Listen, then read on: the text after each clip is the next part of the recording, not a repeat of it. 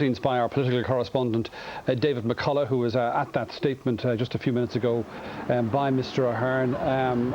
His cabinet colleagues around him as he made that statement, David, so they had advance warning, but perhaps not very much. Well, it would appear that this was a decision made very much at the last minute, or certainly the decision to make it, to alert the media to it. Texts and phone calls were made around 9:30 this morning to say Mr Ahern would be making a statement at 10 o'clock. He was presumably at that stage informing his cabinet colleagues of his decision, and there was a real rush here at government buildings. Private contractors came in from outside to set up the sound system.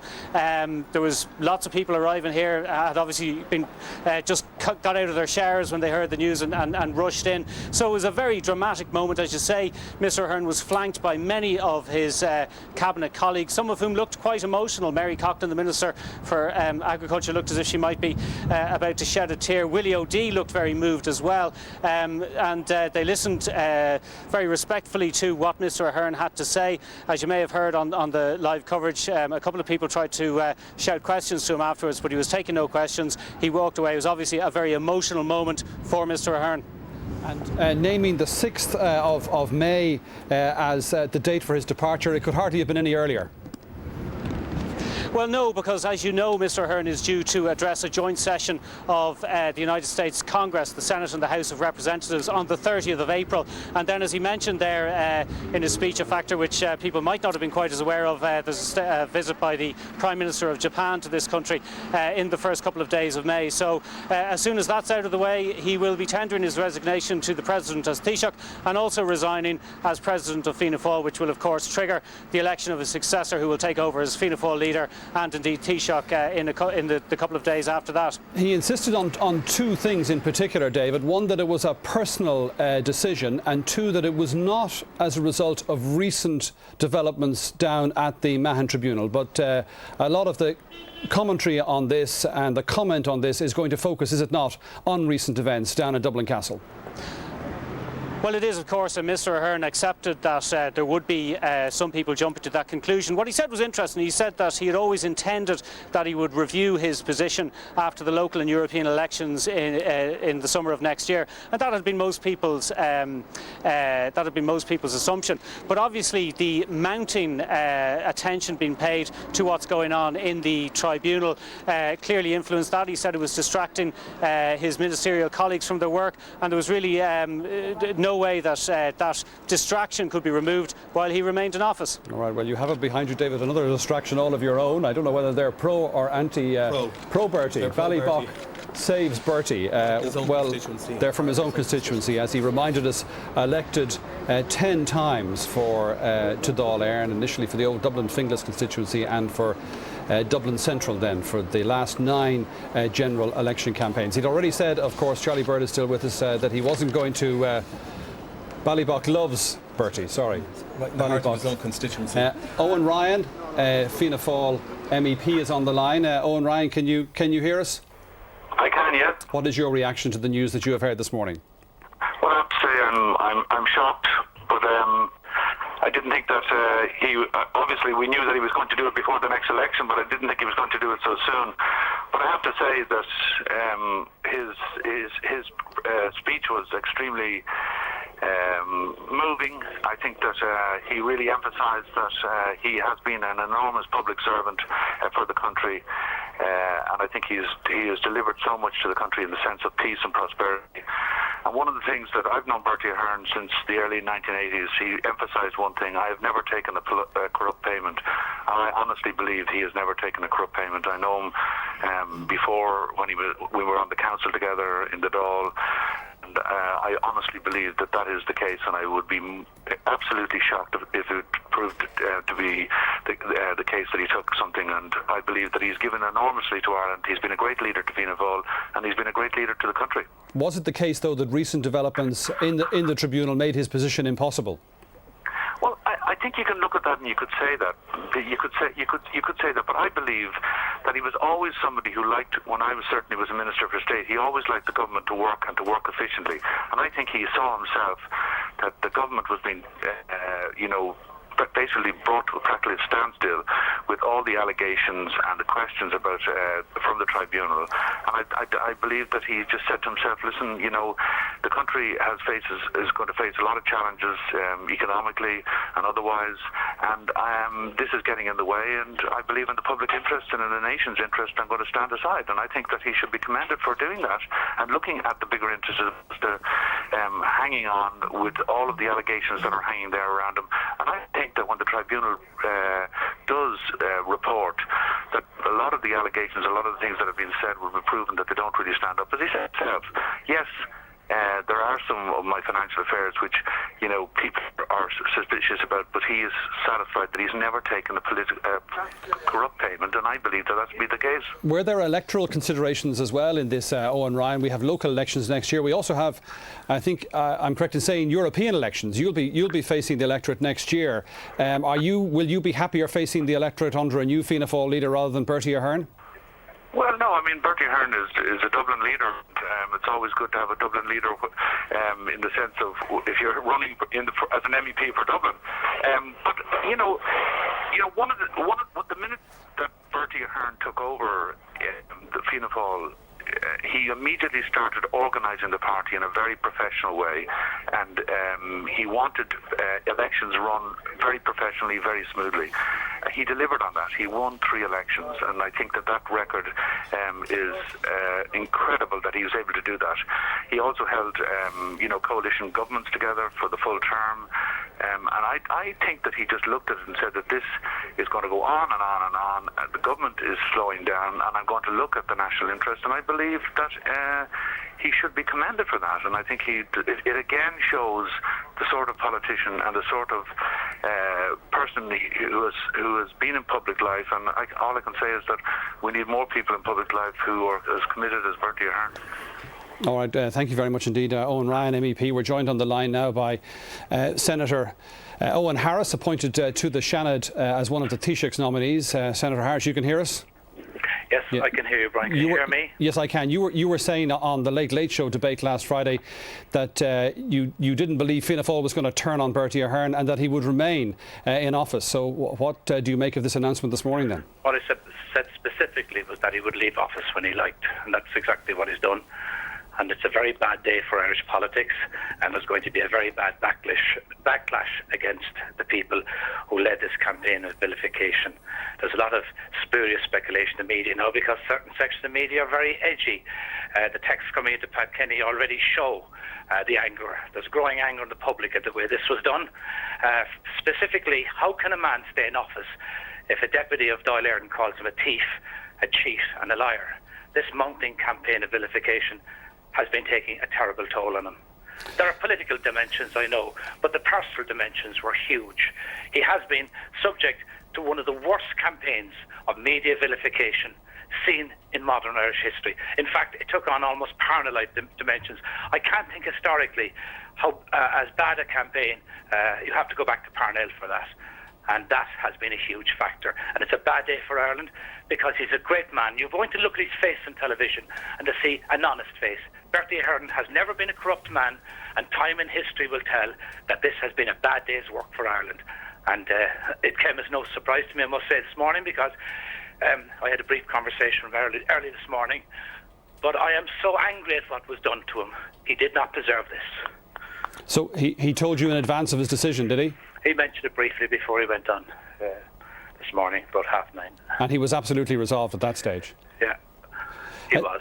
The point was made by Liz McManus, who's here in the studio with us, Senator Harris, is that this is also, you can also look at this as an achievement, if you like, of parliamentary accountability. The Taoiseach had been expected or had been required to go into the Dáil this afternoon to give some account in relation to these contradictions that have arisen at the tribunal, and what we're seeing is the result of that. No, that's the Man Tribunal is a small change of Irish politics. What really matters is that an Irish Taoiseach was targeted by the Irish media as far back as 2006, and by tainted source in the Irish media. It's been like a 3-act play. Before the election, he was vilified. During the election, he was vilified by the media. After the election, they wanted to take down a Taoiseach. A certain section of media has invested so much energy in this, it had to be done. When the smoke is cleared, it will become clear on the larger scale of history, that Bertie Ahern was not corrupt, that he did not deserve this, that he should not have had to go ahead of his time. There is no evidence of planning corruption whatsoever. As Owen Ryan said, he is certain that Bertie Ahern never took a corrupt payment. This became an extraordinary symbiosis of frenzy between a certain section of media intent on building circulation and the Mahon Tribunal intent on justifying itself. But they haven't proved corruption, they will not prove corruption, and the public will take a terrible accounting of the people who led this campaign of vilification against them. And I see them taking out insurance policies already in the media, weeping crocodile tears. They can save their crocodile tears. I believe the Irish people demand an accounting for the media on this matter. Liz McManus, the role of the media in this? I think the role of the media is to search for the truth. I think if you're in public life, you have to accept that the media is going to be scrutinising what you do, particularly when you're in the highest position in the land in terms of government. The idea that somehow this is the result of a conspiracy and hounding by the media of a good man out of office it's fantasy. The questions that should have been answered by the Taoiseach were not answered.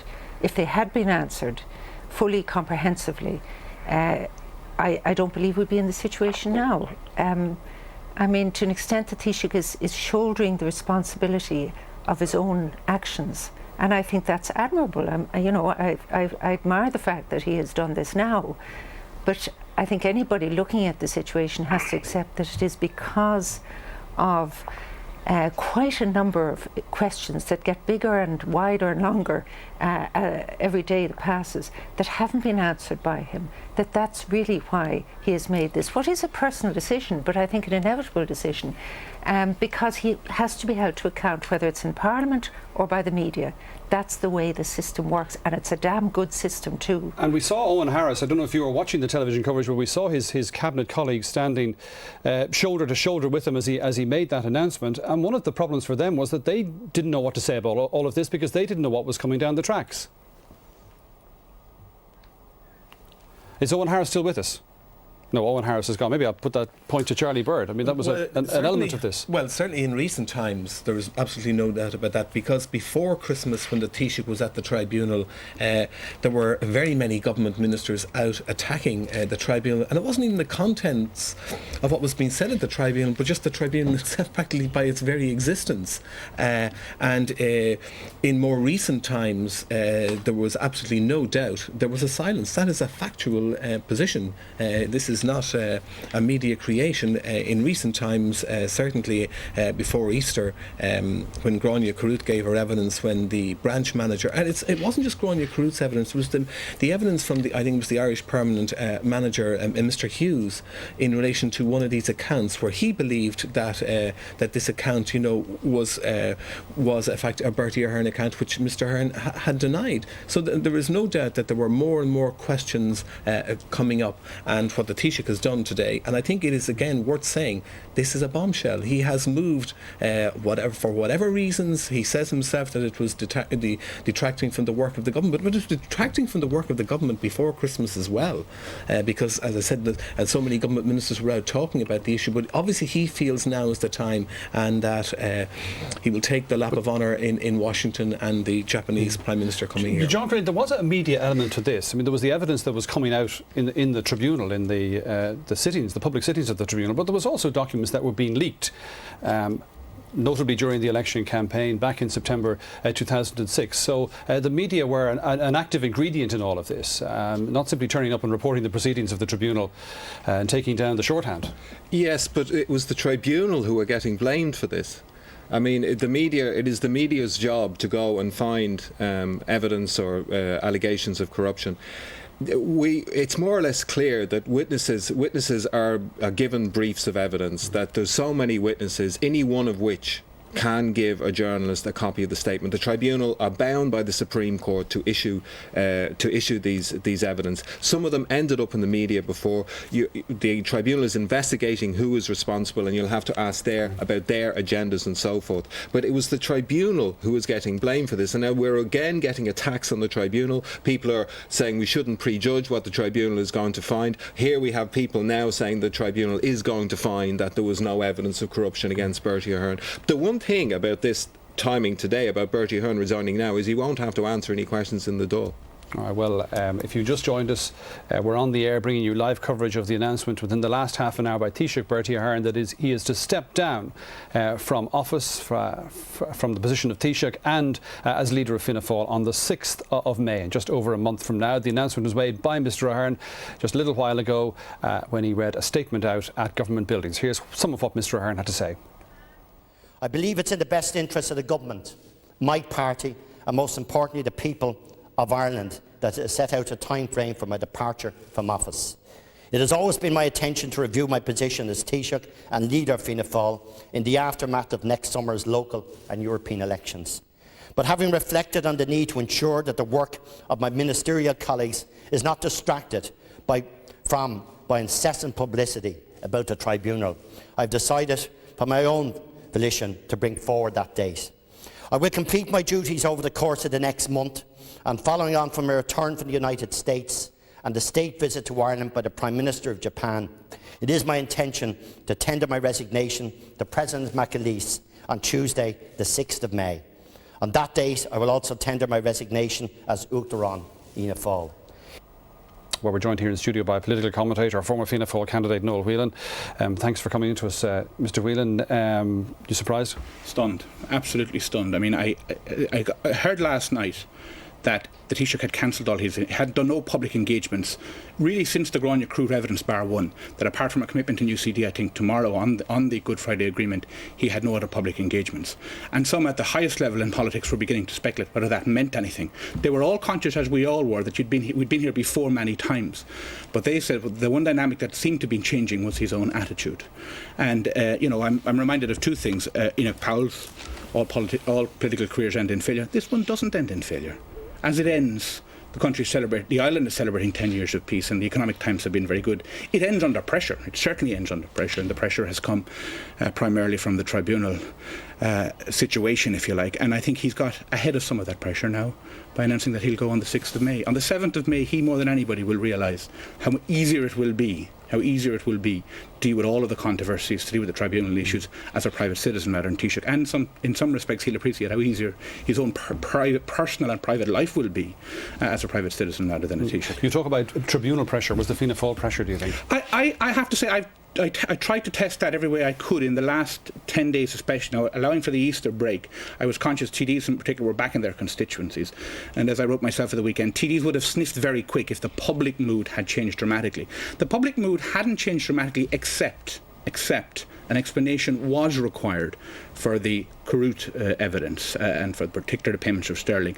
And in Fianna Fáil circles, an explanation has been required out there, hanging for a while, about the Larkin situation. And unless he was in a position to answer those questions comprehensively, then he was always going to be under sustained political pressure. Now, he said himself, he said he would describe it as simplistic analysis to suggest that he was falling now because of events he was going now because of events in the tribunal. And maybe it is. We will only ever really know that when the tribunal ultimately reports us to see what exactly the import of the Carruth evidence is. I think generally, and I said it to you at the top of the programme this morning, as you shortly after you went on there, generally I think the public mood now will be one of support for Bertie Ahern, of sympathy for Bertie Ahern, of recognition for Bertie Ahern, and that will be the general political support within Fianna Fáil, at least for a few days until they begin to focus on the next priority, which is the selection of a leader. And the electoral challenge after that are local and European elections next year. So a new leader will have plenty of time to bed in advance of those elections.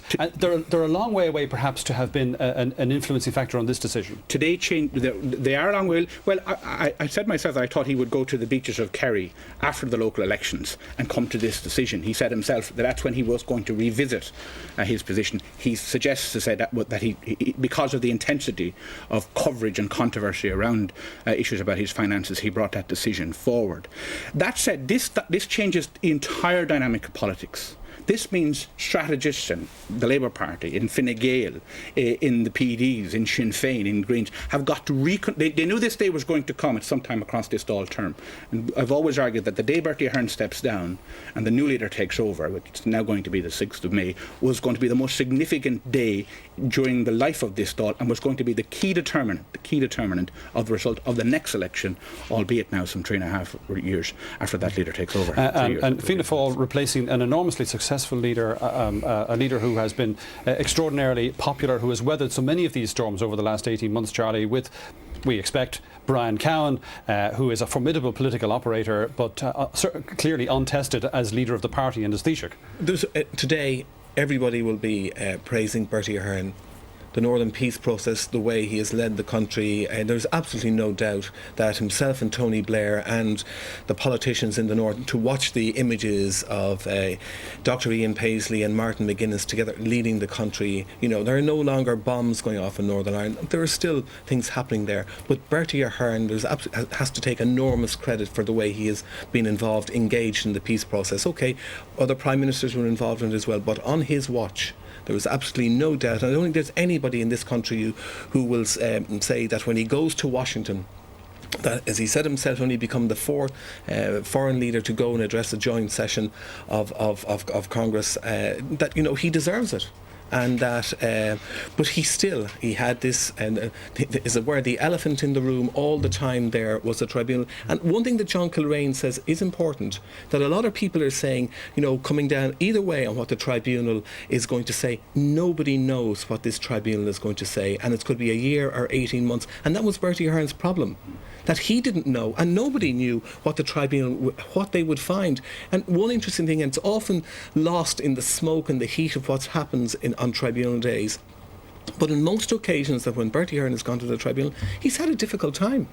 And that the next time he goes back in on the 20th of May or in June, he's still going to have a difficult time in relation to answering the latest questions. And they always flow from something that's happened within his own area itself, within St. Luke's or something, So in that sense, and I think he pointed out himself, that his own finances, the way he organised his own finances now, he says, that people out there may not understand that. There is absolutely no doubt that his own finances and the finances which have been shown at the tribunal proved to be really difficult for him, and were proving to be even more difficult as every day went on. But I think, as Noel Whelan, as you were making the point, Noel, when he goes back into the tribunal, there won't be anything like the same attention, the same focus on his evidence. He'll be appearing there as a former Taoiseach. And I counted him that the last time he was in the tribunal, there were 70 of the media's top journalists. Sorry, at the tribunal. There is one difficulty: his legacy.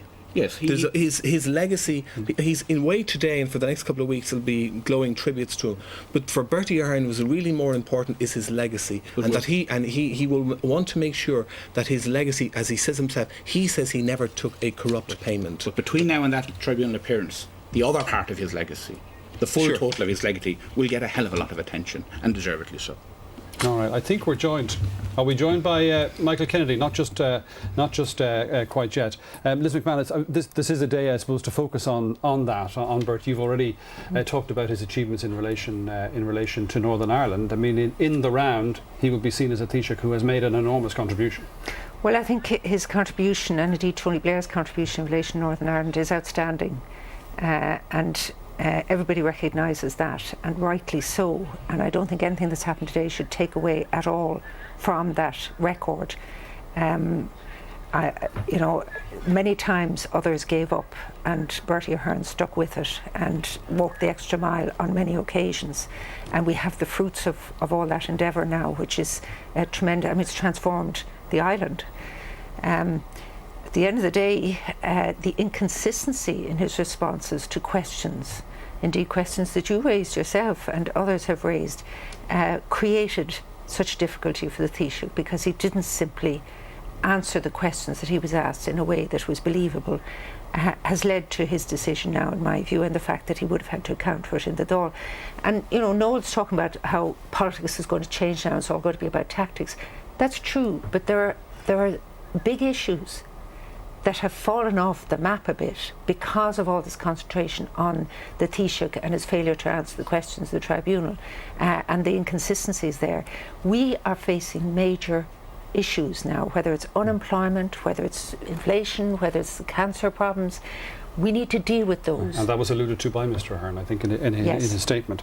We're joined now from Leinster House by Fianna Fáil TD for Dublin North, Michael Kennedy. Deputy Kennedy, thanks very much for coming to us this morning. What's your reaction, your response to the news? I presume that's taken you, as everybody else, by surprise.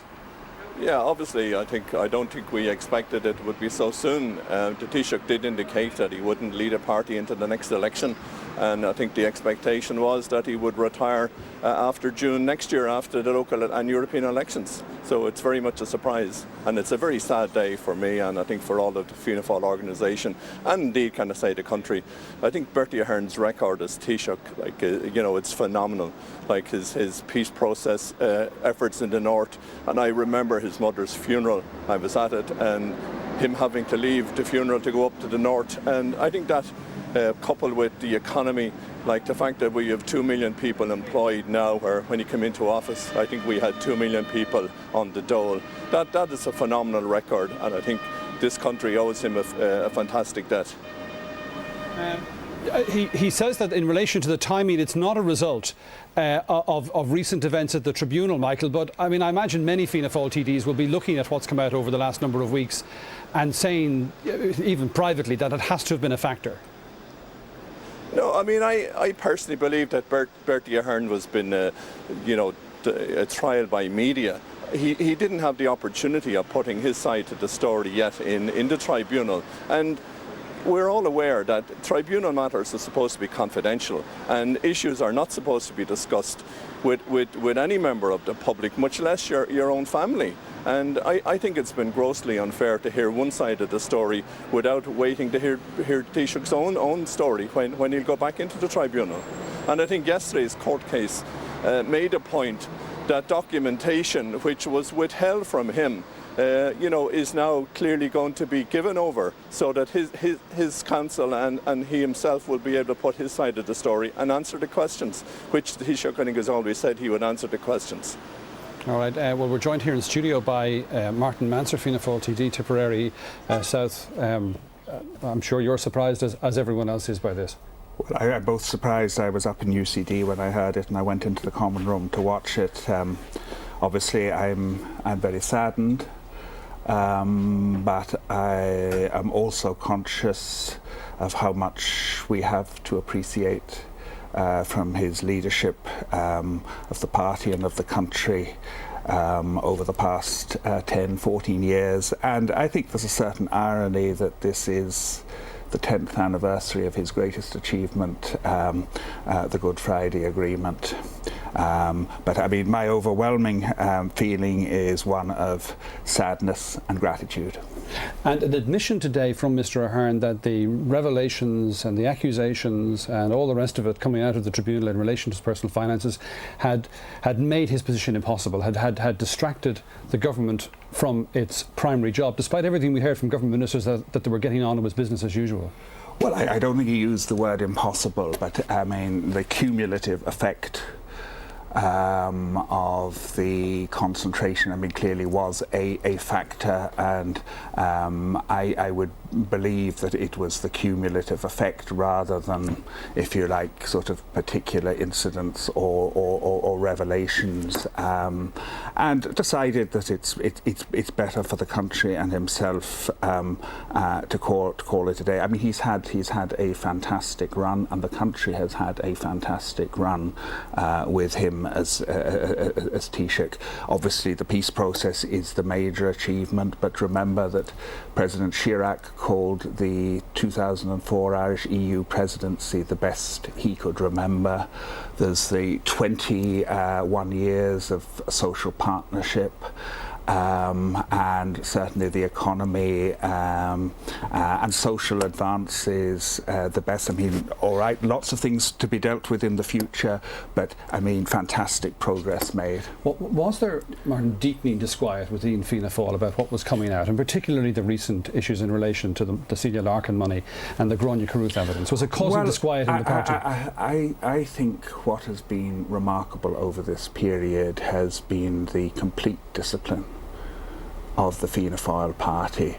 I mean, a couple of councillors here and there, a couple of oblique comments perhaps blown up into something that they weren't by others, but Fianna Fáil stayed very much together.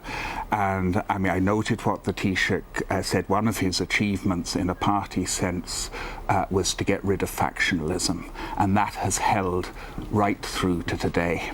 He didn't talk about it in the sense in terms of coming to his decision today, but where was the issue of the relationship between the coalition parties an issue? Do you think that might have weighed in the decision? To be frank, I would regard the statements made by Mary Harney and John Gormley last week as at the lower rather than the higher end of the scale. I don't think they in themselves, I mean, there was no suggestion that they were about to jump ship or that they were placing ultimatums. Yes, they were under a certain amount of pressure, but I mean, so was everybody else. Liz McManus, this is not a case of the Greens or the PDs demanding accountability. No, it certainly isn't. There's no doubt about that. Could I just take the opportunity, though, to say about Martin Mansour? I mean, people are rightly giving credit to the Taoiseach for the peace process or for his contribution to it. He also had very good people with him, including Martin Mansour, and I think it's a day when one has to acknowledge that it wasn't done alone. I suspect, though, the factionalism or the elimination of factionalism within Fianna Fáil has a lot to do with the fact that Brian Cowan has been so loyal. I think if at any stage he decided he was going to make a little push, I think he would have found the party would have started to form into different groups. So I think a lot was related to Brian Cowan's approach. Tremendous contrast from the Blair-Brown situation across the water. Let me bring in Michael Kennedy. I mean, Michael Kennedy, who's still standing by at Leinster House. Brian, Michael, Brian. I mean, just in terms of that, Brian Cowan now, we would expect, I presume you would expect too, taking over as leader of Fianna Fáil and as Taoiseach after May the 6th. He's going to have a coherent, united, undivided party to lead? Fianna Fáil, I think, have always been lucky, Brian, that in all of the leadership stakes, we've always managed to, elect a leader that was good for Fianna Fáil, was good for the country. And I've no doubt that in May, Fianna Fáil will elect a very good leader, a very good Taoiseach who will continue the great work that the government are doing.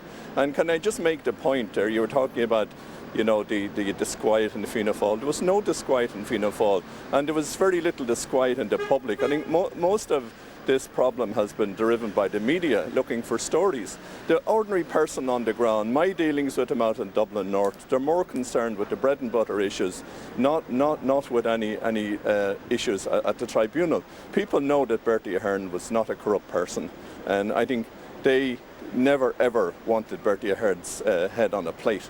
And I think you will get that feeling on the ground today and tomorrow when this story breaks out into the greater public. Yeah, Noel Whelan is there with us. I mean, what Michael Kennedy didn't say is that Fianna Fáil leadership elections have been very divisive in the past, whatever about whoever might have emerged in the long run. We're not facing that now. If you read your history books, depending on what history books you read, you'll read some discontent when Sean Lemass was stepping down as leader, although Sean Lemass got ahead of it. There was certainly discontent in the Fianna Fáil Parliamentary Party when Jack Lynch went as leader. There was discontent in the Fianna Fáil Parliamentary Party for all of the time Charlie Haughey was leader, and Albert Reynolds, also in a sense the support base, fell away because of the dramatic events that occasioned his departure. Right up until this moment, I have to say I have seen no evidence of any substantial gathering of faction or otherwise within the Fianna Fáil Parliamentary Party around this issue. There was some concern among senior politicians in particular about how he was going to deal with these most recent events. But it's not just that because Brian Cowan didn't push it.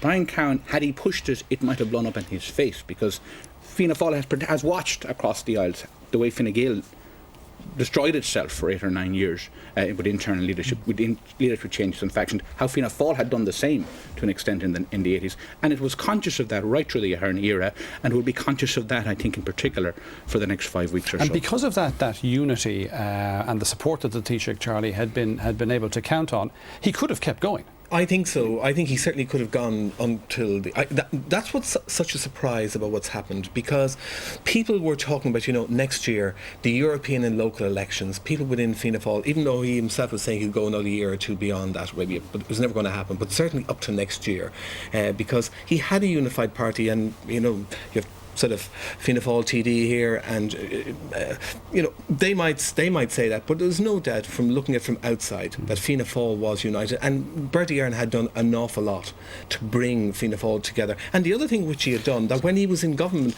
that with coalition partners, the skill which he used to bring the trade union movement, people say he was a great negotiator, but he certainly worked really hard to make sure that people who were in government with them, coalition partners, and paying tribute again to Mary Harney this morning. Absolutely, he worked so hard at that, and that's why I think there was never going to be a push against him before next year. Right. And then it would have depended what happened at the tribunal itself. I still believe that things would have been uncomfortable for the Taoiseach after the end of May at the tribunal and going on. Things, Mark Manson, are becoming increasingly uncomfortable for government ministers. Mr Ahern was calling on a lot of political capital, if you like, with ministers going out to defend the Taoiseach, to try to answer the questions that were being raised about his finances, and not being in the full picture. Some of us, now I'm only a backbencher, but some of us were happy to do that, given the services. I'm glad in some ways that it's not a long drawn out departure. I do think setting a time some considerable distance in the future is not satisfactory. It weakens the person concerned. This is a month everybody wants to see him go to Washington and, if you like, deliver what is now going to be a valedictory address. But if he decided it was better to stand down, I'm glad that it's being done within a relatively brief period. And the prospect, Liz McManus, of the opposition parties facing a government led by Brian Cowan within maybe a month or two? Well, we'll be ready for it. A formidable political operator? Yes, and I think we've a formidable leader in Eamon Gilmore. I think we're ready for it, whatever happens. That's the way Parliament works, and it's the way democracy works, that people do move out of office or are forced out of office. And I think to an extent, the Taoiseach initiated this process. He's the one who said he was going to go. So it wasn't a question of if, it was a question of when. Sean Arda, Fianna Fáil TD for Dublin South Central, is joining us now from Leinster House. Deputy Arda, thanks very much indeed for talking to us. What's your reaction to this morning's news? I'm very sad. I was listening to it today, and I think that the Taoiseach was very emotional. It's a sad day for politics in Ireland. The Taoiseach has done a superb job over his period of leader of Fianna Fáil and as Taoiseach over the last 14 years. Everybody has already stated the great job he's done in the north, the way that he has had a stable government with sound economic policies which have resulted in a type of economy that is the envy of the rest of the world. Liz McManus making the point, and we've been discussing it earlier, the fact that he had already signalled that he wasn't going to lead the party, lead Fianna Fáil to the next election, that he would be standing down in his 60th year at the latest. Did that weaken his position, do you think? Well, it certainly put pressure on. We've seen in the UK where Tony Blair was in a similar position, and it puts pressure on you. So yes, it put pressure on the Taoiseach, and it brought his demise as Taoiseach somewhat closer.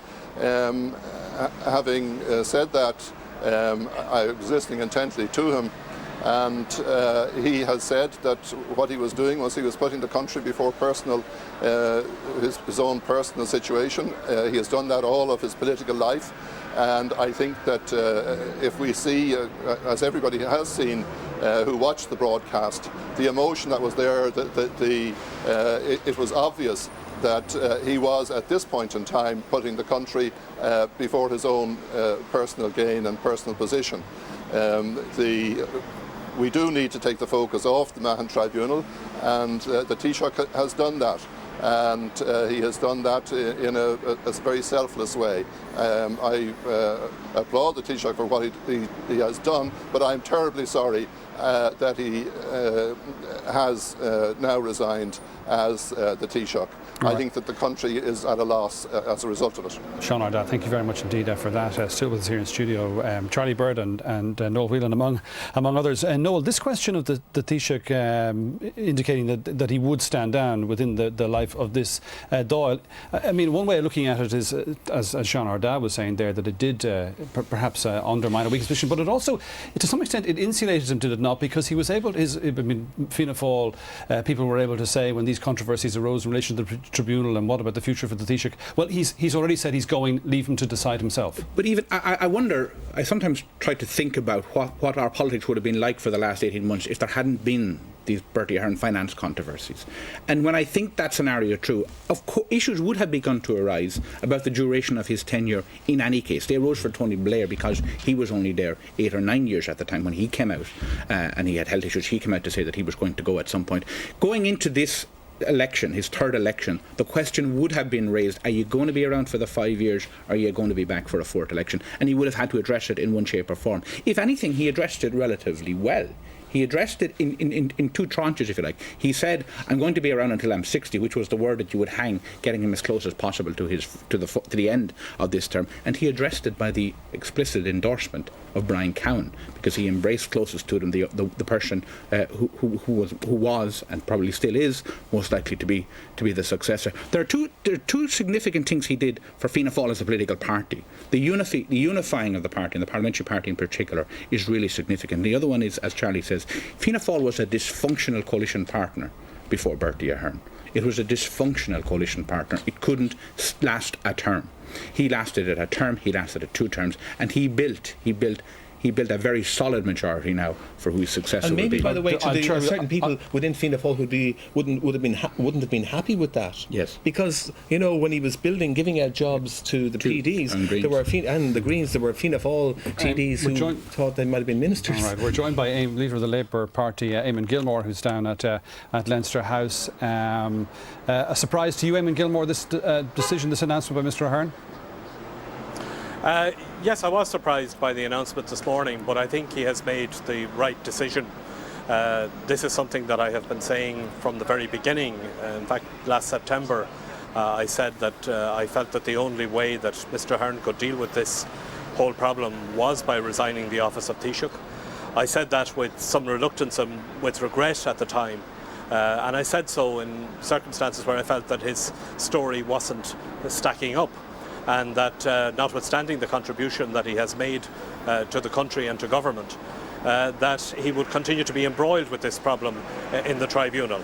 Since then it has got deeper and deeper and more complicated, and more recently I've been saying that I felt that the way in which he should do it would be to fulfil the speaking engagement on Capitol Hill and to go shortly thereafter. I'm glad he has made the decision to do that. I agree with what he said when he said that that the body politic and that government couldn't adequately address the problems that face the people in the economy and changing circumstances that we have in the country, as long as he continued to be embroiled in the problems that he had before the tribunal. So I think he has made the right decision.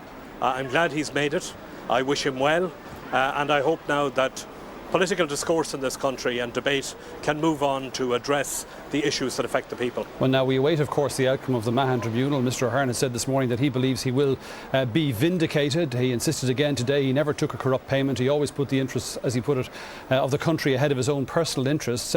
How do you think history is likely to judge Bertie Ahern's 10 years as Taoiseach? Well, I think today is probably not the day to do a comprehensive analysis on that. I think that he will be regarded as a good Taoiseach. I think that some of the things, some of the exaggeration, I think will be looked at differently in retrospect. He certainly brought the peace process in Northern Ireland and helped to bring that to a conclusion. But I think we have to bear in mind that it had started before he took office. I think on the economy, I think that it may be mixed. I know that particularly today I'm sure he would like to claim credit for the economic success that the country has been, I think that I think history will look at that in a more measured way. But I think there's going to be a longer period of time for people to reflect on that. I think the significance of today and his announcement today is that he has released the country from a political problem that largely he himself helped to create. He was not able to explain his way out of the problems he had in Dublin Castle. The country and government have been transfixed by it. There are problems that need to be addressed. We have new exchequer figures today. We have a changing economic set of circumstances. We have the reports about the cancer services. We have a whole slew of issues that require urgent attention by the body politic. And unfortunately, no matter how any of us tried to get those issues to the top of the political agenda all of the time, it was dominated by the problems of Mr. Ahern and his personal finances before the tribunal. I'm glad that that's now being removed from the stage, and that politics, Dáil Éireann and hopefully government can get on with dealing with the problems that affect the people. Very good, Eamon Gilmore, thank you very much indeed. We're joined on the line now by Fine Gael TD Leo Varadkar. Can you hear us, Deputy Varadkar? You're there? Indeed. Good morning. You're at a Fine Gael meeting and you've come out to talk to us, so our thanks for that. Do you think now with Mr. Ahern departing it'll be back to normal politics, business as usual?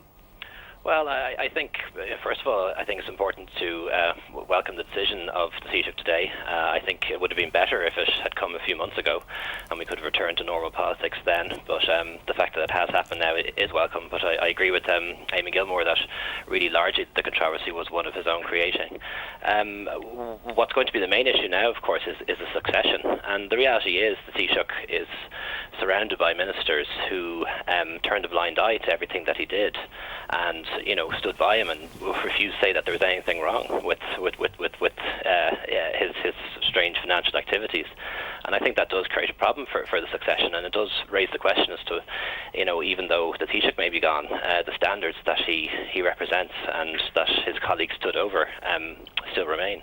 There's a lot of rushing to judgment among sections of the opposition. You yourself accused the Taoiseach of lying, and the strongest possible, I think, charge that can be laid against somebody, although maybe you might have been persuaded to withdraw that term. But all this before the tribunal had come to its determination and made its findings. Well, the purpose of the tribunal is to make a determination as to whether the Taoiseach received any corrupt payments. The revenue are obviously looking at the matter of his taxes, and the Gardaí may at a certain stage have to look at the issue of the money that was given to Fianna Fáil but he retained for himself. But in an interview with you personally back in September 2006, you asked him if he received any other payments other than the Manchester payments and the subsequent whip around, and he said no. He said there were no other payments. We know that not to be the truth. He was exposed as not having told the truth on that occasion. So although he never peddled untruths to me personally, he certainly did so to you.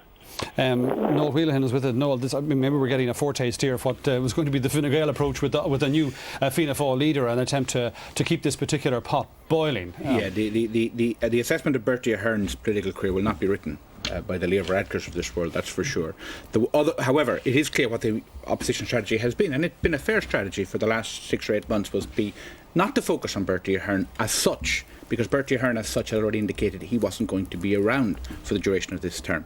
It has been designed to try to put pressure on Brian Cowan in particular, and others who are likely to form the leadership figures of the next regime, to see if they can inflict collateral damage on them in the context of it. That's been the tenor, for example, of much of the opposition comment already this morning. It's been, fine, Bertie Ahern is gone, but the others stand damaged because of that. My own instinct is that the public mood will certainly, the dynamic around all of that controversy will change entirely now, and it will be interesting to see how the opposition perform when we get back to normal politics. All right, well, we are joined by one of those, Fergus O'Dowd, Fine Gael's frontbench spokesman. He's in our Dáil studio. Deputy O'Dowd, thanks very much indeed for talking to us. What's your response? We can come to this question of what the opposition tactics might be facing a new Fianna Fáil leader in Taoiseach, but what's your response to the news you've heard this morning? Well, personally, obviously, the Taoiseach has done a tremendous job in Northern Ireland, and I think that his legacy in that respect and the work that he did will always stand to him, and we wish him well in his retirement.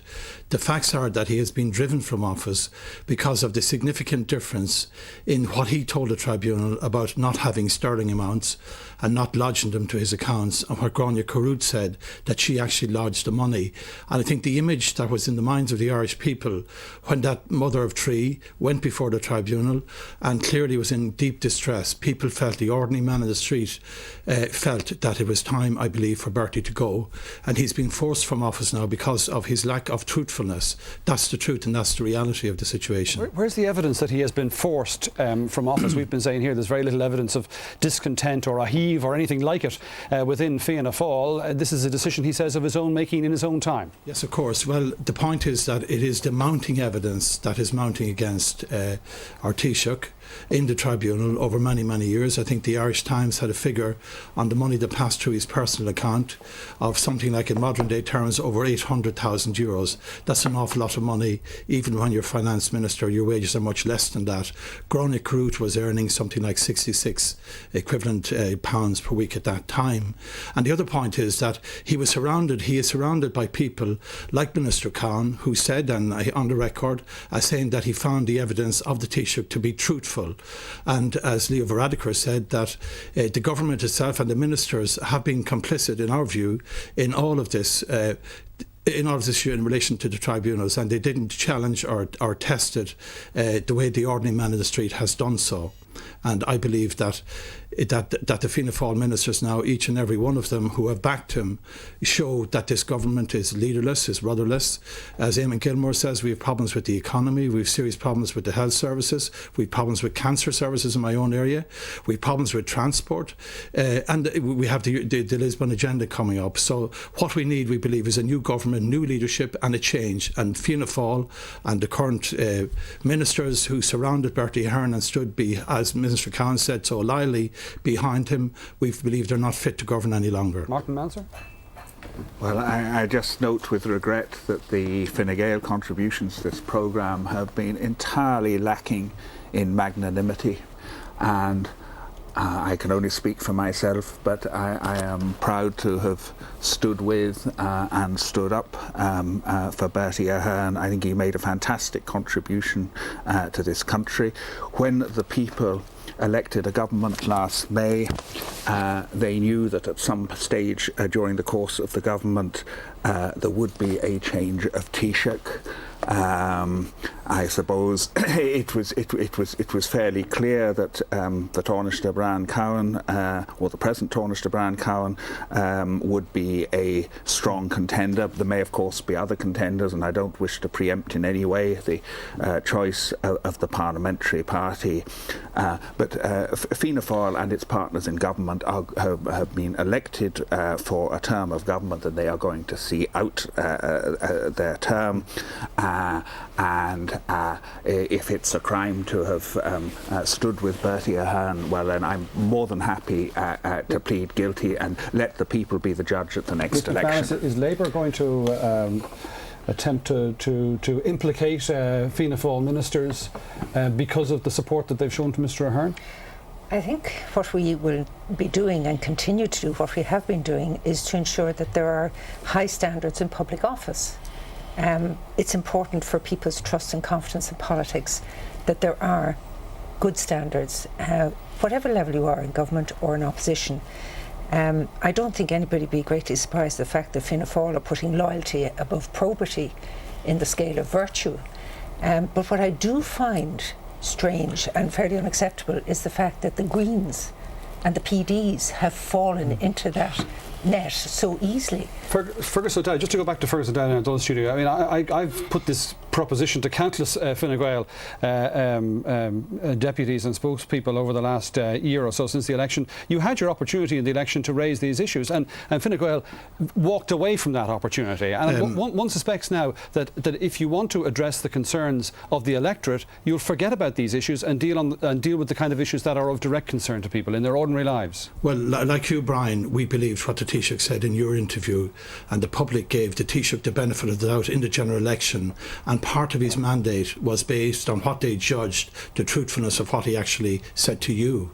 But clearly, since the election took place, that has proven to be absolutely and utterly untrue, and therefore the mandate that he got is not a legitimate mandate in the fact that he didn't tell the truth about the Sterling lodgements and so on to you on your television programme. So that invalidates his electoral mandate. Are you seriously putting forward that proposition? No, but I'm seriously saying this point to you, Brian. I think you reflect on it and I reflect on it a lot too, that at that time people gave the Taoiseach the benefit of the doubt. All of us did. And that's why during the election campaign we said we would wait until the evidence was given in the tribunal, and we've seen the significant and serious contradictions. And the other point I want to make about the future is that this government have been in power for too long. They're over 10 years, they're tired, they're worn out, they're not able for the job, and we believe it's time now for a new government. Right. And I repeat, that's what the country wants. Well, we're not going to have an election, presumably, Martin Mansell, until... That was put to the electorate last year. I mean, people could have decided whether 10 years was long enough, but they decided to give us another term, and it was on a broad basis, management of the economy, many other issues, not just on the person of the Taoiseach. All right, we will very briefly, Charlie. I mean, there is one serious issue here. The tribunal itself will eventually make a determination, and the people then will decide, and they will be able to decide on at the next election with the hindsight of what the tribunal has decided. And you know, all sides can say the tribunal has said this and said that up to now. It hasn't, but it has been an uncomfortable place for Bertie Ahern. There's absolutely no doubt about that. All right. Well, the news this morning is that the Taoiseach has named May the 6th as the day on which he will resign as Taoiseach and as leader of Fianna Fáil. We'll have more continuing coverage and reaction to this morning's political bombshell after this short break.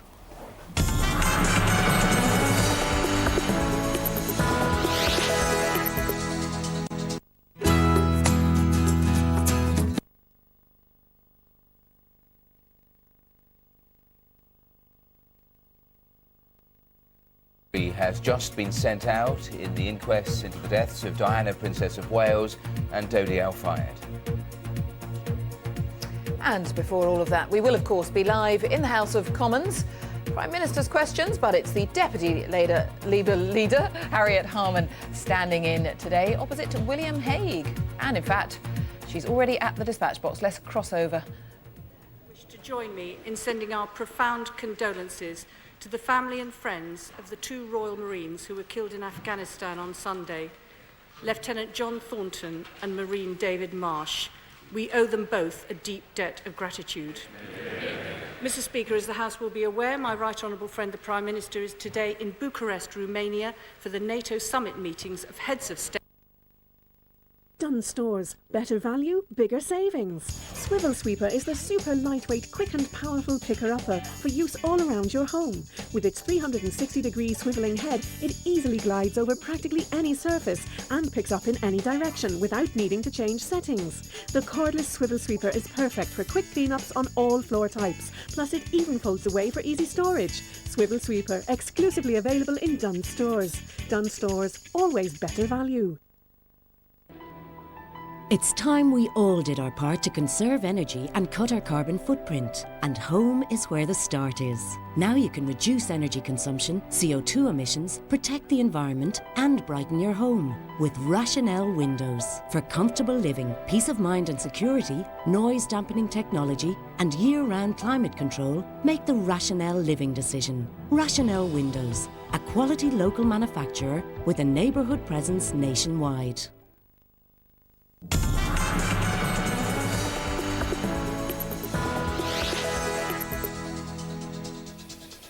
Very good afternoon to you. You're watching an RTE News special. The news today, the Taoiseach Bertie Ahern has taken his political supporters and opponents by surprise today, announcing in the last hour that he will be standing down as Taoiseach and leader of Fianna Fáil on the 6th of May, just over a month from now. This is how Mr Ahern made the announcement in a statement read at government buildings.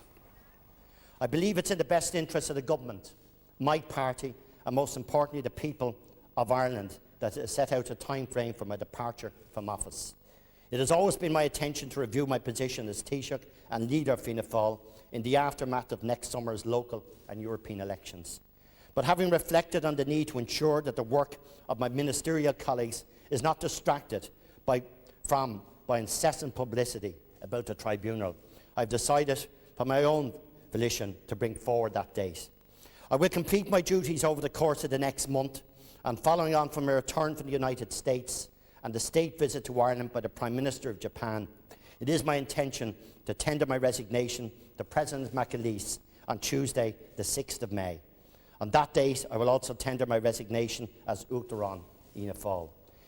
So Mr Ahern insisting this morning that his decision was a personal one and that it was not connected, he said, with recent events in the Planning Tribunal. Well, what of public reaction to this? Our Western editor Jim Fahey has been out and about getting some reaction on the streets of Galway to Mr Ahern's announcement.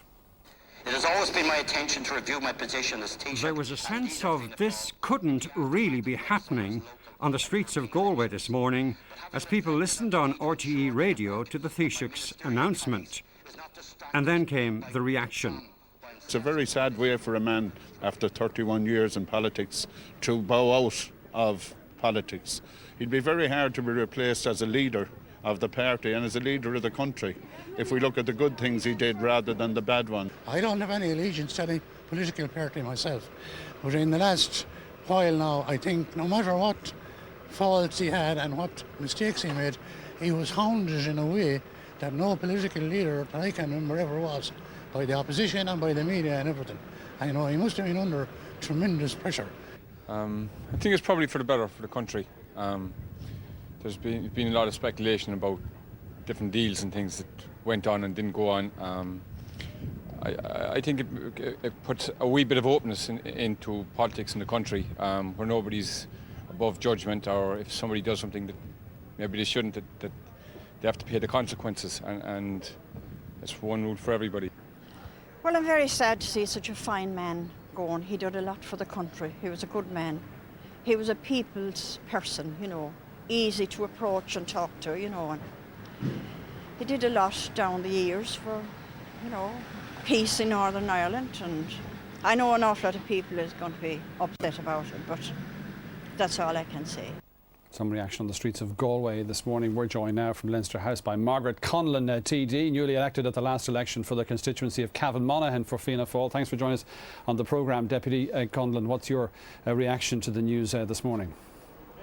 Well, I have to say, Brian, I was taken by surprise when I heard the news this morning, and I am saddened at the imminent departure of the Taoiseach and leader of Fianna Fáil. He afforded me a wonderful opportunity when he asked me to run for the party. He showed he had faith and belief in my ability to take a seat in Cavan Monaghan, and I'm glad that I was able to do that for him. Was there any even the hint of disquiet within Fianna Fáil in relation to the revelations of recent weeks? Absolutely not. I can state quite categorically that on the corridors of Leinster House, the parliamentary party were all united behind the Taoiseach, and we were all affording him the opportunity to give his evidence at the tribunal and to have it dealt with there, because we did not agree, and I still do not agree with the way that he was tried by media. I feel there was an incomplete picture. We did not have all the parts of the jigsaw, yet people were prepared to make a judgment without all the evidence being heard. And I think for all of us living in a democracy, that is a sad reflection on where we have come. So you would say then that if he had wished to stay, he could have stayed, and he could have stayed with the full support of his party? Yes, I have no doubt, and the Taoiseach said all along, and he said today, it was a personal decision. And he did indicate after the general election that he would step down, and I was a firm supporter of the notion that he would step down at a time of his choosing, and he made that personal decision today. One of the issues that he referred to in his statement was the upcoming Lisbon Treaty, the referendum on the new European Treaty. The suggestion perhaps that by remaining in office with these controversies swirling around, that could be jeopardised. The passing of that referendum could be put in doubt.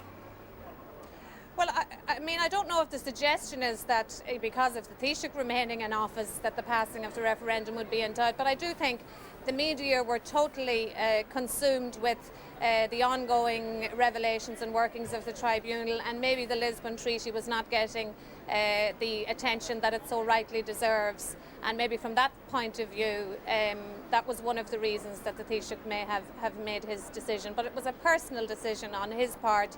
He indicated that this morning, and I believe, and I'm a firm supporter, that it was a personal decision. Do you have any reason to expect, other than that Brian Cowan will be the new leader of Fianna Fáil and Taoiseach? I mean, you know, the Taoiseach is there until the 6th of May. I don't think today is the day to speculate on who will be the next leader. I'm sure, as all commentators are talking about Brian Cowan, but I mean, you know, the nominations haven't closed yet, so you know, you don't know who may well be in the race. All right, well, Margaret Conlon, thank you very much indeed for talking to us. Still here, it's our correspondent Charlie Bird and Noel Whelan. I mean, we're getting a fairly consistent line, I think, here from the people from Fianna Fáil who've been here on this programme, and they've been saying at least some of the blame for this, as they see it, lies with the media. They do, and I think they would feel that more had he been under sustained pressure for another few months and had to go in more difficult circumstances. As I've said, his political career hasn't ended in failure. It has ended under some pressure. And that arises from the tribunal situation, from his own evidence in large part, and from the media coverage of it. I think there certainly has been a sense within Fianna Fáil, and in almost a belligerent sense, that some of the media coverage of all of the tribunal issues and Bertie Ahern's finances has been unfair. That every single suggestion that was made by anybody, by a witness, by a counsel, as part of simply as part of cross-examination or otherwise, was talked up as sheer proof. There was also a lot of discomfort that every single little bit of councillor comment in the last 10 days that was negative about Bertie Ahern was being blown up as putting him under further political pressure. My own sense is that he was not under any internal political pressure. As McManus and others might say, maybe he should have been under political pressure, but he wasn't under any internal political pressure from Brian Cowan, from his senior ministers, nor from his parliamentary party. And he has decided to go ahead of that pressure emerging. We're joined on the phone now, I think, by DUP MLA Ian Paisley Jr., who's on the line. Is that right, Ian Paisley? Can you hear us? That's right, yes. Thank you very much for taking our call this morning. What's your reaction to this news? Well, I think under other circumstances it would not be surprising if a unionist, especially a Democratic unionist, were to make remarks along the lines of, well, it's good riddance. But in these circumstances it's not. This was a good relationship which unionists had built with Bertie Ahern. And it's one of regret to see the Taoiseach going. Obviously, who replaces him will be an internal matter for Fianna Fáil. But I must say, and we will place on record, that we had a good, strong relationship, especially in the last 3 years, which was built on the basis of trust and on the basis of honour. On our dealings with Bertie Ahern, I think we can look back on them and say that they were honourable, they were fair, and they were good. And indeed, in his resignation statement, I see that he used the terms that he wanted to have a fairer and stronger Ireland. Well, certainly in his dealings with Northern Ireland, I believe that relationships are fairer and stronger for the better. Well, as you say, you worked particularly closely with him in the last 2 or 3 years in the lead up to the establishment of the executive, which is now in place. How do you assess, how did you describe the role that he played, and particularly in that final phase or near final phase of this process? Well, Bertie Ahern was clever enough to realise that this was really a matter for Ulster politicians to resolve, and to resolve amongst themselves, and for him to be an encourager to see that resolution of the problem. And indeed, whenever we had dealings with him directly, or indeed dealings with him and the British Prime Minister, he always allowed the British Prime Minister to take the lead, because he recognised that that's where we saw the issue should be resolved from, and from that perspective. I'm sure whenever he dealt privately with other parties, he took a different perspective, but that's the mark of a good politician, that he knew his audience and he knew how to play those particular lines. But I must say, we had an honourable relationship with him. It was one, I think, that was based on truthfulness between ourselves, that we had many private meetings with him, things which have gone unreported, and things which have been of great benefit in terms of building that strong mutual trust and mutual relationship. And I think that both parts of this island are the stronger for that. And I think that we should take time to say that that was a good relationship, and that it's with some regret, because we now do enter a period of uncertainty. If you like, there's been not an avalanche, but there's been a number of resignations from public office, myself included, and we now do enter a period of uncertainty on both sides. So I mean, this side here, people were drawing a comparison between your actions when controversies arose in relation to yourself. That you resigned, and there were those who drew an unfavourable comparison with the reaction of Mr. Ahern. I just wonder, watching from the other side of the border, did you think his position was becoming increasingly untenable?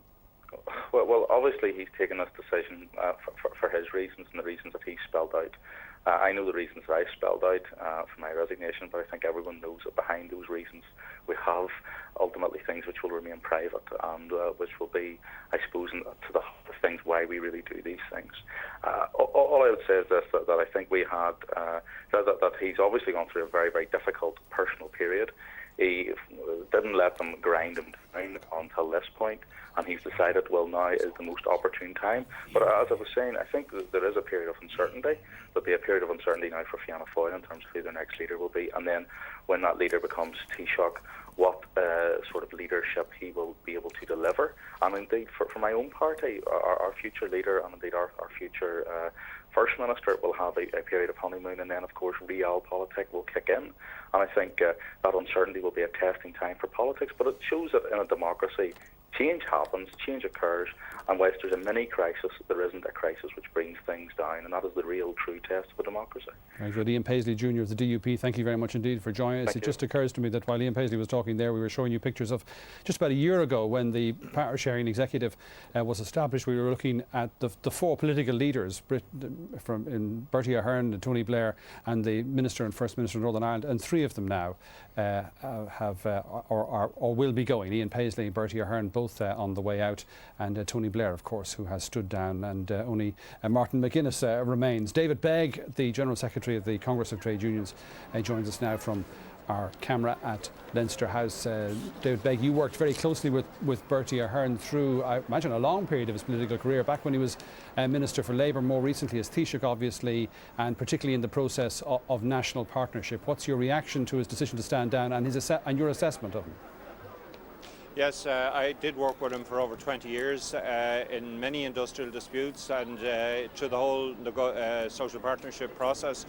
And, it's with some sadness, I think, that I note his decision to resign.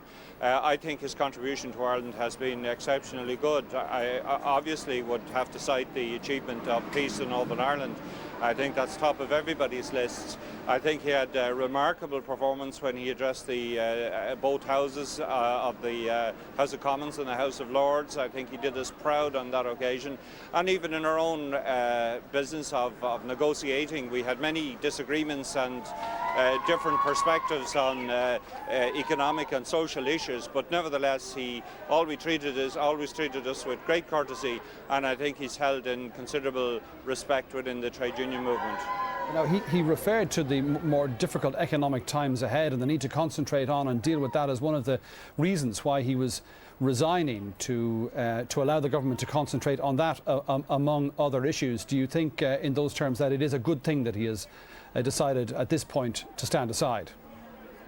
Well, I can understand the rationale for that. Clearly, the process in the tribunals was taking up a great deal of his time. I think in purely human terms, one would want to be made of iron to stand up to that type of constant daily grind. So I can understand how difficult it must have been for him to deal with the issues of state on a daily basis. But that's politics and that's democracy, that's the way it is. And I guess that he obviously felt that by resigning now, it would leave the government free to deal with these more immediate questions.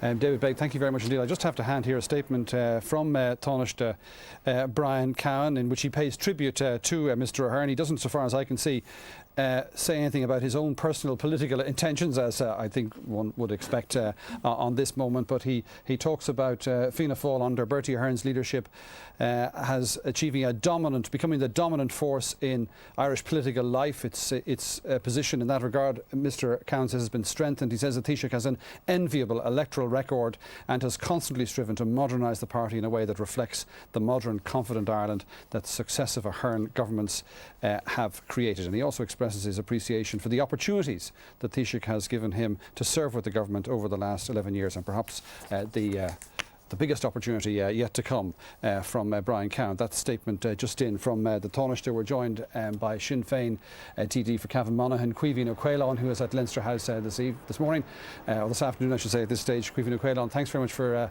coming to talk to us. What's your response to Mr Ahern's resignation announcement this morning? Well, I think we have to recognise, as the Taoiseach clearly has, that his position had become untenable, and I believe that his decision to depart, to resign, was also inevitable. The whole question was, what was the time? And of course, true to form, he has taken the overwhelming majority of people by surprise this morning in making his announcement here before the resumption of the new Dáil term. I would, however, given all that has been swirling round the Taoiseach story over the recent past, like to take the opportunity to acknowledge that he had played a very important and central role in the bringing about of the Good Friday Agreement 10 years ago, and has indeed played a central part in the development of the peace project over the years since. So I think that this is a time both to acknowledge the contribution of Bertie Ahern, but also to think to the future and the critical areas that Bertie Ahern and his government have failed to address in the interest of public needs, and to hope that it's not just going to be a change in personnel at the helm of Fianna Fáil in this government, but that what we actually need is a change in direction, a change in policy, and particularly in health. Is there going to be a renewed focus on those issues with Mr Ahern's departure, do you think?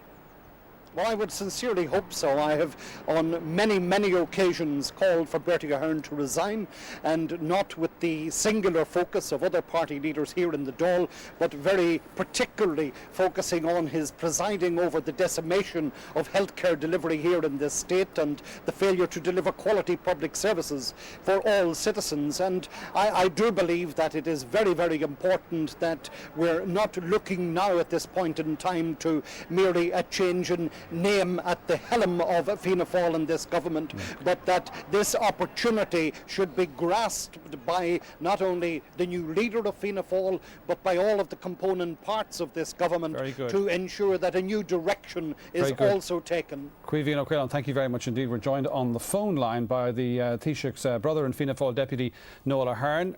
Deputy Ahern, thank you very much indeed for taking our call this morning. Can I ask you first, when did Bertie Ahern tell you that he had made this decision? Last night. And your reaction? Well, disappointed, I suppose, but that was for him to make a call on the matter. He's usually right in the long run in how he makes decisions, but I suppose as a family member and as a TD, I was sad that that it sort of signals the end of his time as Taoiseach. I've always been very proud of him as a brother and as a family member for the many successes he's had over the years, and for his achievements as Taoiseach, and the way the government and the way the country has prospered in his time in office. Did you try to dissuade him, or was he firmly, absolutely resolved to this course of action? No, I didn't really try and persuade him. My relationship with Bertie has always been to give advice if requested, and sometimes to give it when it wasn't requested. But he's always been the one to take in whatever advice or suggestions were made to him. But he always makes decisions for himself. And I suppose I'm glad that he's making it for himself, and that he's going at a time of his own choosing, and he's not being pushed. Because one of his key successes in Fianna Fáil party terms has been to get rid of all these factions within the party. We're a very united party now, and I think he was conscious that he didn't want to unravel his work over 11 years and perhaps go back to where the party was some years previously, where there was two different views and two different factions in the party. Mind you, you were one of his staunchest defenders. You were coming out to speak on his behalf, and perhaps others weren't available to speak up for the Taoiseach, and you were saying that all these controversies and inconsistencies, they could be explained, and they would be explained. So presumably, from that point of view, there was no necessity for him to stand aside. Well, as he says himself, it had become fairly relentless, the amount of attention on his life and his way, his lifestyle and his finances, and he didn't want that to be deflecting the government from the very important challenges that are ahead of it. But yes, I mean, I've looked at him, well, he's my younger brother, so I've been living with him or watching him for whatever, all his 56 years, and I know how hard and how committed and how sincere he is over all those years. He gave of himself totally and absolutely. He was very singular-minded in what he wanted to achieve, and he gave everything over the years to advancement within the party, to providing a service to the people of his constituency, to at government level later on. I know how committed he is, and anything he ever did, anything he ever earned was ploughed back into his election operation, so to speak, to advance himself further and further. Just a final question. You said at the outset that he told you last night of this decision. Did you know when he made the decision, when he came to this decision? No, but I suppose over the last week or two, while he would act as if he was in very good form and always put on a brave sort of face, I have seen him being a bit more down than he normally would be. All right. Noel Ahern, thank you very much for taking our call. We're joined from Leinster House by the Minister for Justice and Fianna Fáil, Deputy Brian Lenihan. Minister, thanks very much for coming to talk to us. The Cabinet was informed this morning, was it, or did you find out earlier? No, we normally have a breakfast before the Cabinet meeting with the Fianna Fáil ministers present, and this morning, after we had discussed some elements of current political issues, the Taoiseach addressed us and indicated to us at about 10 o'clock that he intended to make this statement this morning. We remained in the room, and then he left for some time and advised Deputy Harney, Deputy Minister Harney, Minister Gormley, and then we all reunited together and accompanied him down the staircase. So many of us were shocked and saddened. It was the first we had heard of it. With you or other Cabinet, Fianna Fáil Cabinet colleagues? Well, I have to speak for myself. It was the first I heard of it, and my strong impression was that it was the first the great majority of my Cabinet colleagues had heard about it as well. You said it came as a shock, though. Were you surprised? Whatever about the timing? I was surprised. I mean, the Taoiseach had always made it clear that he would retire in the lifetime of this government. And initially, I think many of us assumed that that would be after the local government elections, although there was some speculation that it might be later this year or early next year. But the Taoiseach clearly has decided that it is in the interests of the country that he resign now. He believes we have to refocus our energies on the important poll that now has to take place in early June for the Lisbon Treaty.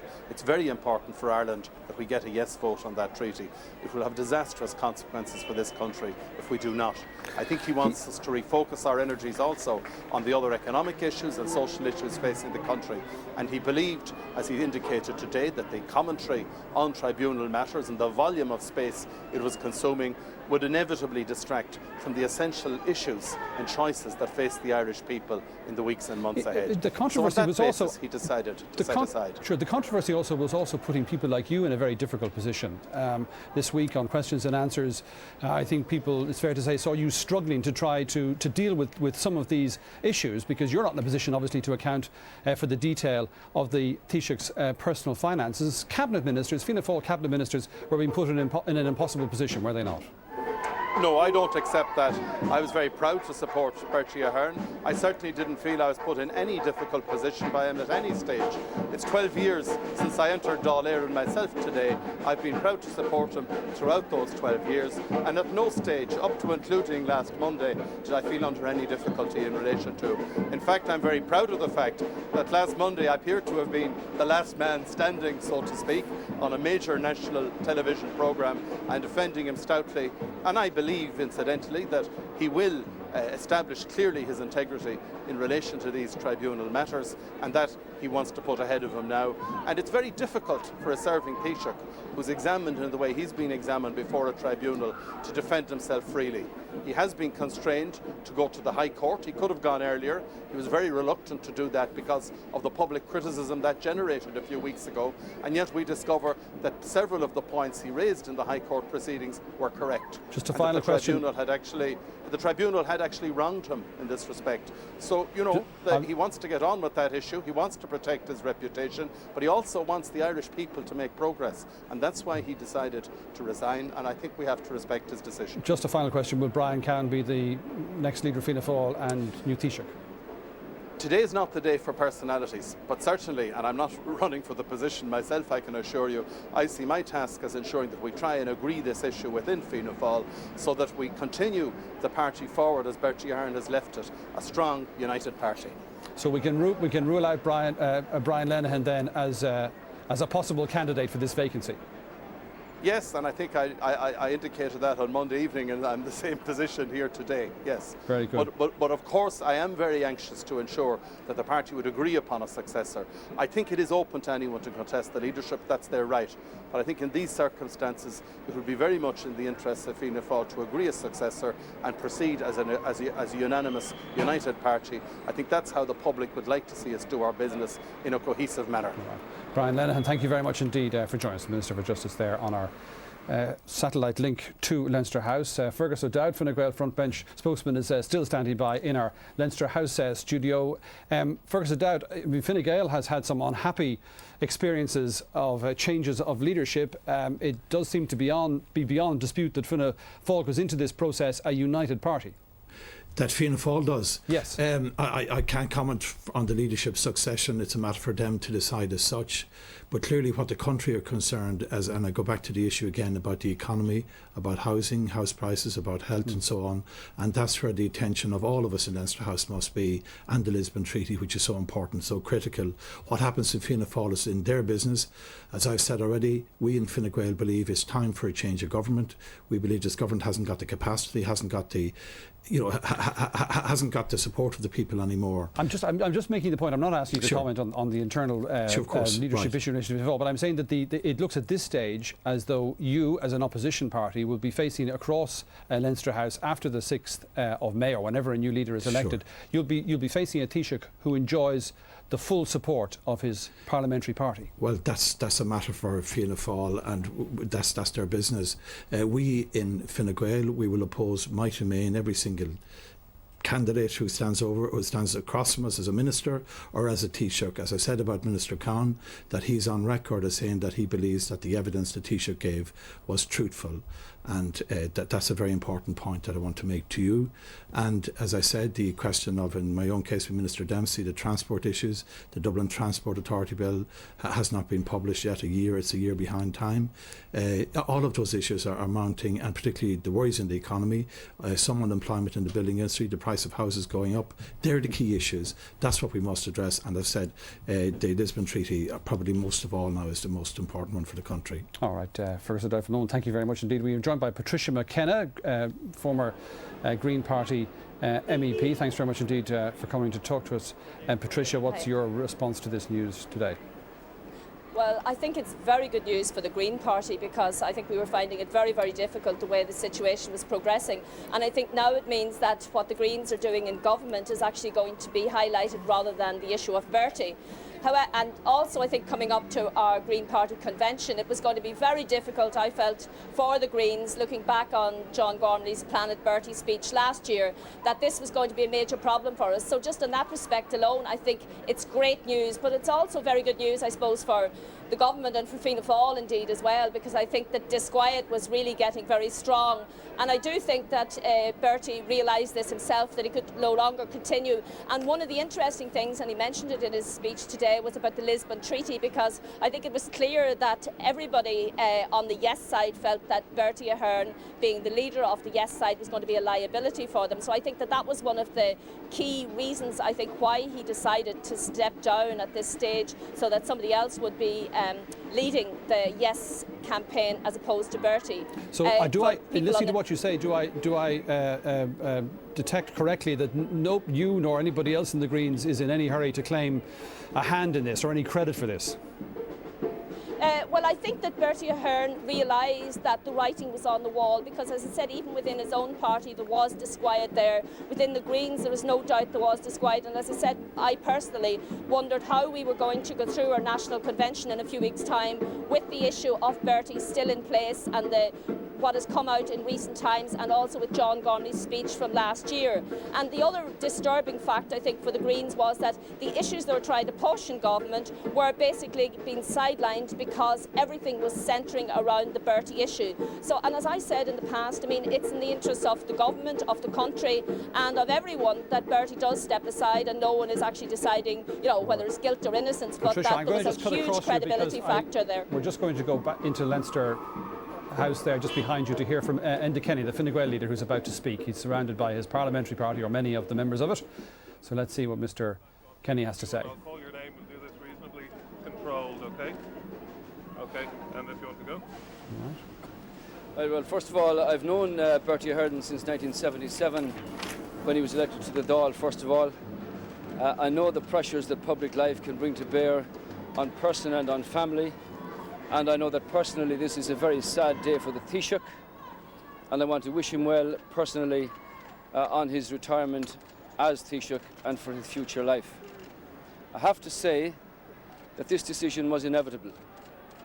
The Taoiseach here has bowed to the inevitable based on the weight of his own evidence at the tribunal. The situation has been, as he recognised himself this morning, that the work of government was being distracted by a series of unfolding events and facts discovered by the Mahon Tribunal. In that perspective, I believe that Bertie Ahern set standards and principles for others which he has not applied to himself until now. He set standards for Pádraig Flynn, for Charles Haughey, for Ray Burke and for Liam Lawler, and had those principles and standards been applied in his own case, his resignation would have been much sooner. I regret to say that much of his good work over his years as Taoiseach and as Minister will be overshadowed by yet another Fianna Fáil leader having to leave in these circumstances. I expect there will be ample opportunity in the Dáil and at a later time to pay tribute and due tribute and give credit to the Taoiseach for his good work as Taoiseach on behalf of the country over his years. I'd also like to say that it's very regrettable that all ministers in his cabinet and from his junior partners saw fit to defend the Taoiseach in the knowledge that the situation was not as it should be. From that perspective, we now face a new era and a new challenge, and I believe that whoever the new leader of Fianna Fáil is, that person should seek to clear the air and should go before the people and seek a mandate for the unfolding of a new era, and leaving this sorry chapter of Irish politics behind us for once and for all. I'm also glad that this decision has arrived before the Lisbon referendum is to be decided, because it was beginning to have an impact upon people's views. Take Ken and then Daglon. Enda, these were personal payments. There was no evidence so far that any of the payments were corrupt. On that basis, then, is the resignation justified? I have never made a judgment in respect of corruption or otherwise. That's a matter for the tribunal to decide. But I've made the point that it is unprecedented in this country that in the public airwaves, commentators and so on have been calling the Taoiseach a liar, a perjurer in public. This situation, as I pointed out last September, was distracting from the work of government, and inevitability which the Taoiseach recognised himself this morning in his resignation contribution. Daglon and then Eileen. Daglon. Mr. Kenny, are you calling for a general election now? I believe that this government has not lived up to its commitments. I believe that as we face a new challenge and a new time in Irish politics, that the new leader of Fianna Fáil should seek a mandate from the people of the country. I believe they have a right to say who they want to lead them, what parties they want to lead them, and on what policies they want to lead them. And I believe that the new leader, whoever he or she is, should seek that mandate. Niamh and then Eileen. Deputy, it's the first time in some time that you've made a statement about the Taoiseach. Do you regret not saying anything earlier? I made many comments about the Taoiseach and his behaviour and his attitude arising from the Mahon Tribunal. Last September I made my position very clear when for the first time in many years we put down a motion of no confidence in the Taoiseach. That position has always stood and has been very clear on that. Eileen and then It's Daniel. the same question basically. The general election, are you saying that the next leader of Fianna Fáil needs to go to the people, that you want a general election? I believe that the next leader of Fianna Fáil should seek a mandate from the people. All of the current ministers in the current government and all of the ministers in the junior partners have defended this Taoiseach on the basis of having done nothing wrong and of there being no lessening of the ability of government to do its work. Clearly that has not been the case. They've defended that, and I believe that a new leader should seek a mandate and let the people decide what parties they want to lead them and what kind of government they would like to lead them for the future. Daniel. Mr. Henry, do you regard Taoiseach's resignation as a victory for yourself on Fine Gael, or do you see it as what? How do you This is not about victories. I've made the point that this decision by the Taoiseach is his own decision, but he's bowed to the inevitable here, because principally because of the weight of evidence given by himself at the Mahon Tribunal. Stephen. John Britton didn't seek a mandate in '94 when he reconfigured the Rainbow Coalition, and Fianna Fáil lost power when Labour ceased supporting them.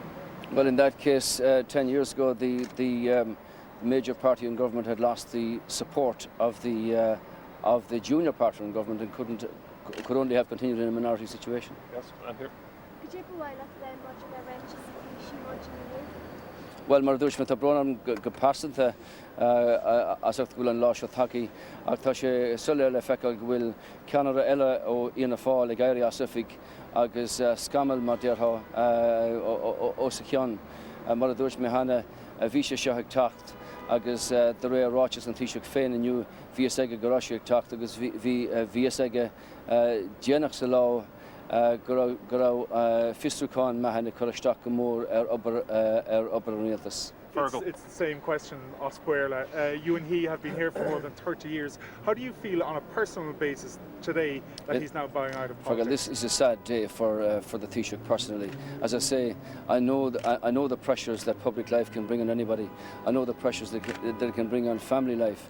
And from that perspective, it is a sad day for the Taoiseach. And as I say, I wish him well personally upon his retirement. Do you think he could have survived longer than the end of April than his speech to the House of Congress? No, I think this was this decision is inevitable, and he's bowing to the inevitable based on his own evidence before the Mahon Tribunal.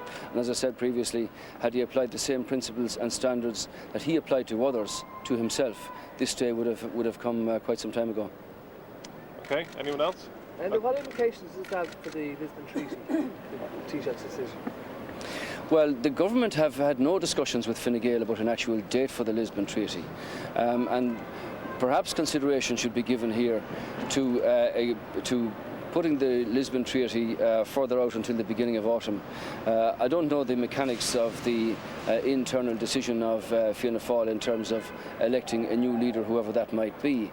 But it would be difficult to have full government focus on the Lisbon Treaty and the EU reform referendum on a date that we were being told, though that wasn't actually confirmed. Okay. Thank you, folks. So there you have it live from the steps of Leinster House. The Fine Gael leader Enda Kenny saying that the new Taoiseach, new leader of Fianna Fáil, needs a new mandate to lead a government, and that presumably an election should be called to seek that mandate. We're joined from Westminster by the former Ulster Unionist leader and former First Minister of Northern Ireland, David Trimble. Thank you very much indeed for joining us, Mr. Trimble, and for sitting there while we watch those proceedings live from Leinster House. What's your comment on the news this morning that Bertie Ahern is standing down? Well, I'm not in a position to judge the circumstances. I accept his decision that it had become difficult for him to continue. It's a bit sad to see such a distinguished career come to an end in that way. We, of course, in Northern Ireland will always remember the very considerable contribution he made to achieving the agreement 10 years ago. I doubt if it could have been done without him. And certainly he stood by that agreement and worked very hard with us over the years to implement it, and has the pleasure now of seeing that agreement settled, more stable in its operation, if under some rather unusual leadership, but I'm sure he's delighted at that. And of course, one has to acknowledge the considerable contribution he's made to the development of the southern economy and society generally. An agreement, the Good Friday Agreement, you say, that couldn't have been achieved without him. What was the role that he played? What did he bring to the process that was indispensable? Well, I will remember particularly the Wednesday night when our delegation and his delegation settled effectively the principles on which structured cross-border cooperation would occur, and worked out the way in which that could be brought into existence, meeting our needs, meeting his needs, and doing so in a way that took an issue which hitherto had been a toxic issue in relations north-south, and putting it into a context where it operated smoothly, free from controversy. Now, that is something I will always remember with considerable pleasure, and I don't think it would have been possible if Bertie hadn't been prepared to look at things objectively and reasonably, and to brush aside those who approached it with a more Republican baggage and were intent not on agreement, but on some sort of tribal victory. Bertie wasn't. Bertie was prepared to make an agreement, and without him I don't think it could have been done. So flexibility, a lack of dogma, a willingness to see the position of others. Yes, because what we wanted and what we got from that situation was essentially a win-win. A situation which, we say, met our needs and also met the interests of the southern state with regard to there being a structured relationship. I don't think it could have been done under other leadership, and indeed the crisis that there was in the talks in the last week was because of the influence of other less reasonable elements. Very good. David Trimble, thank you very much indeed for joining us. From Westminster, we're going now and over back to Leinster House, where we're joined by Fianna Fáil TD and former Minister Mary O'Rourke. Deputy O'Rourke, thanks very much indeed for coming to talk to us. We heard that cabinet ministers just heard this morning, at least Brian Lenihan, your nephew, said he only heard this morning of this decision. Came as a surprise to him. Came as a surprise to you? Well, in a way, yes, and in a way, no, because the Taoiseach always makes up his own mind, doesn't tell anybody. In the old De Valera tradition, looks into his heart, and his heart tells him what to do. So he decided himself, solely himself, this is what he wanted to do. And I think it is a day for reflecting, as your previous speakers have said, on the good he has done. Peace, prosperity and progress. All of the things he said he would bring Ireland, and he has fulfilled all three of them magnificently. And yet his position, it seems, had become impossible as a result of the controversies swirling around in relation to his personal finances and the allegations emerging from the Mahon Tribunal. Can you still hear me, Mary O'Rourke? I don't think Mary O'Rourke can hear us. We'll try and go back to her in just a moment. Liz McManus is still with us, Labour frontbencher. We've just heard Enda Kenny saying that he believes the new leader of Fianna Fáil, the next Taoiseach, should seek a fresh mandate. I wonder, do you have any appetite to head out onto the hustings? I think it's a great idea, but I'm not holding my breath. So you're not expecting to have to hit the election trail for some years again? Well, I don't know. I mean, the great thing about politics, you never know how the story's going to end. I mean, this was a surprise today. There may be surprises down the line, but I don't expect a new leader of Fianna Fáil to go to the country. I think he'd probably be a bit frightened to do so. So Labour isn't joining this call by Enda Kenny then, no? Well, I think we're realists. What we would like to see is a change of government. No, I'm just saying that I'm speaking for my party. Fine Gael can speak for themselves. I don't think it's going to happen, but what I do think is that we have to get back to the issues that are facing the country, and the sooner we do that, the better.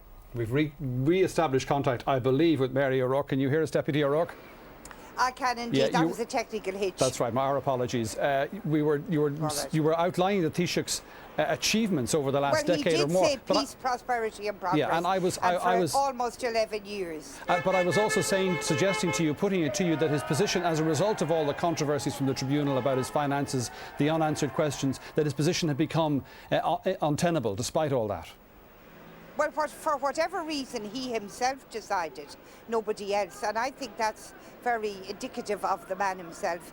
He wanted to go. He had always said he wouldn't fight another election, so I expect it was a time which was opportune for him, and he'd go to the US and I hope to the industrial conference in the north and the state visit by the head of Japan, and then he will go. And for us now, Today we want to pay tribute to him, and we want to plan for an orderly. He always would have wanted that, because he was very upset at the time of the when Albert left and he came in. He would have never wanted a scene such as that again. Well, now he doesn't have it, because there will be an orderly vote, an orderly gathering of the parliamentary party. We will vote in our new leader. Well, now you say we will vote in our new leader. Would you like to see an election? Would you like to see the parliamentary party offered a choice rather than a single candidate? Well, that's up to themselves. I know that I will be supporting Brian Cowan, but I think on today I'm supporting Bertie Ahern and paying tribute to him. And I hope that that is the way, the calm way that he did his business, gave an inspiration to all of us to continue to do our business now in a calm fashion. Now, as somebody who has been in government and then who left government, not of your own choosing, one might add, do you have any advice for him now as he faces his impending, I suppose, semi-retirement? Well, he has a lovely family, that's the first thing. A really fine family, 2 lovely daughters, doing so well themselves, lovely twin grandchildren. He'll have a lot to occupy him, but I do hope he has too much yet to give to the political scene, whether it be in Ireland or in Europe. But I do hope that his talents, I've no doubt at all, they will be picked up and utilised, and he will be approached, because he has a lot to give, not just our country, but to give Europe and the world in general.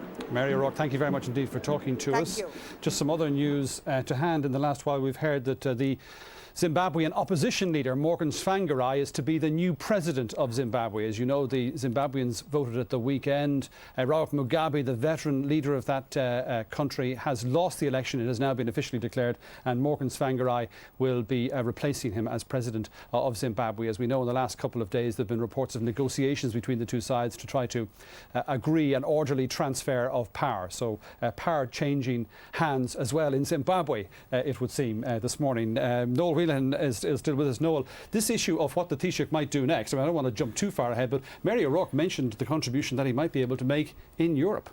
Yes, and his name has been speculated around European jobs. You get a different version of events from European Commission sources as to whether he was on shortlist than you get from European Council sources from Prime Ministers and former Prime Ministers. This is now, to be clear, the possibility that he could be in line for the position of this new enhanced role of President of the European Commission. It's a 2.5-year term, renewable for another term. Arising from Lisbon, of course, once that's passed. Assuming the Lisbon Treaty is passed, of course, which is an assumption, and that position becomes up, I think, then from January of next year. I'm not sure necessarily whether that will necessarily be. I remember over the years, if you said if you were looking at a job that Bertie Ahern would like to do and has the qualifications to do, the Chief Steward or whatever the title is of the GAA was the obvious one. Or the FAI. That one is now gone. That one is now gone. It'll be something. I suspect he may go a bit like Tony Blair for the portfolio lifestyle, for a number of different projects that might get to play with his skills. We're joined by the Minister for Education, Mary Hanafin, who's on the phone. Minister, you can hear us, can you? I can indeed. You were among that group of cabinet ministers to whom the news was broken this morning over breakfast, we heard from Brian Lenihan. That's right. I mean, we normally have our pre-cabinet breakfast every week where we discuss kind of issues as a Fianna Fáil party and as a group. And it was business as usual from kind of 8:45 onwards, and discussing the Lisbon agenda and the EU treaty and our campaign. But then as the text messages started to come in and people knew there was something afoot outside, but the Taoiseach was actually very focused on continuing with his work and then decided to deal with the issue. So he started the meeting and you got on with the normal business of the day, and then he told you. I think only the Taoiseach could do it the way he did it. I mean, we got on with the business of the day. He told us then what was going to happen. We went down, did the press conference, and then we came back and we did a cabinet meeting, which I think is a reflection of the man, that his priority is and always has been this country, our government and the Fianna Fáil party, in that order. Were you surprised? I was very surprised, to be honest. And I think everybody in the room genuinely was, and not only surprised but shocked. There was a genuine sense of shock, of silence around the room, and a kind of a charged emotion as well, because people just genuinely were not expecting this. He did indicate that he had thought himself that originally they might wait until after the local elections but he didn't want anything to detract from the work of government. There are serious issues at hand. He's not in any way anticipating that the tribunal is going to find any wrongdoing. In fact, exactly the opposite. But let them get on with their work without him being in the layer of kind of the public eye as Taoiseach, and so that it wouldn't detract from our work, as I say, his as Taoiseach and ours as a government. And let's get on with doing the job in hand. And yet you were among those ministers who've been saying over the last number of weeks and months that it wasn't a distraction. You were getting on with the business of government. Yes, I mean, and I would quite strongly believe that. I mean, I would say that, I mean, people tried to make it a distraction. Even when I was involved at all the teachers' conferences last week, one of the journalists said, well, what about the Taoiseach? The issue at hand was the teachers' conferences. That was my focus, and I kept it as my focus. So I don't believe it was distracting. So we didn't have to go then? From each of us. No, personally, I don't believe he had to go. He certainly didn't have to go because of anything that came out in the tribunal, or indeed that anything he believes will come out in the tribunal. But he obviously felt himself that it was in the wider interest to go at this stage. So it was, as you can imagine, quite a shock for all of us. But he then left and went to speak to the two coalition partners, to Bertie Ahern and to John Gormley, and then we went with him while he made his statement, which I thought was very strong in the way he delivered it. He had obviously thought about it very carefully, had written it very carefully, and there was, I suppose, none of the emotion that I'm sure he must be feeling was evident in the actual way he delivered his speech. Well, now there will be a vacancy for the leadership of Fianna Fáil and ultimately for the office of Taoiseach. Just for the record, would you be a candidate? It's not a day for this. I mean, today is a day for the Taoiseach for his record of peace and the economy, the prosperity of this country, for social partnership, the way in which he's the first leader since De Valera to been elected 3 times. This is the day for the Taoiseach. So no ruling in or ruling out by Mary Hanafin of her possible candidacy. It's not at all a day for that. It's not at all. It's a day, and it's a day for him as a person as well, and for his family. All right, Mary Hanafin, thank you very much Thank indeed you. for joining us. Charlie, there's nobody. Well, Brian Lenihan, we saw ruling himself out as a candidate. I mean, the expectation is overwhelmingly that Brian Cowan will step into this morning Bertie was a Ahern's shoes. bombshell. If Brian Cowan isn't the next leader of Fianna Fáil, it will be a political earthquake. There is absolutely no doubt about that, and I'm absolutely certain of that. And when you hear Brian Lenihan, who could be one of those people who could be in the shake-up to become deputy leader, and perhaps a Taoiseach, he talking about an agreed successor, I believe on this occasion that will happen. One other thing I'd like to say is, I think, on this particular day, watching Ian Paisley Jr. and David Trimble talking about Bertie Ahern, again, it's one of those moments when you have to pinch yourself.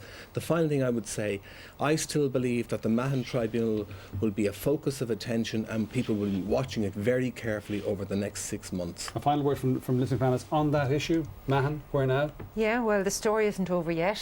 We still have to get the answers to the questions that have been raised, and they certainly weren't answered in the Taoiseach speech. But I think we do have to acknowledge that he has done the right thing, and that certainly in relation to peace on this island, he has contributed greatly to progress. A final word from Noel Whelan? I think the Mahon Tribunal will now fall dramatically down the agenda, and one of the things he has done today by making this decision is create an atmosphere where perhaps we can return to normal politics. Thank you very much indeed. Thanks to Noel Whelan, to Charlie Bird, for Liz McManus for staying with us throughout this programme, and to all our guests over the last couple of hours. We're going to take a short break there, but coverage will continue on the 1 o'clock news in just a couple of minutes. Just hang on, dessert.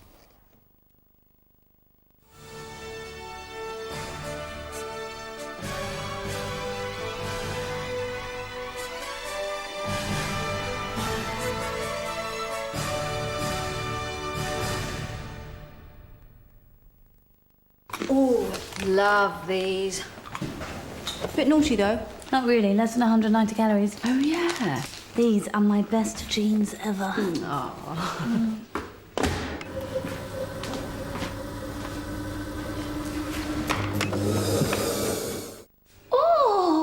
Oh my goodness. Uh-oh. I'll not be able to fit into those. No. Maltesers. At less than 190 calories a bag, you'll need new ways to be naughty.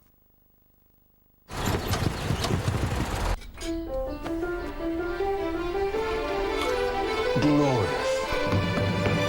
Chips, glorious chips. Mouth-watering flavour. These chips are as chips should be. Why settle for less?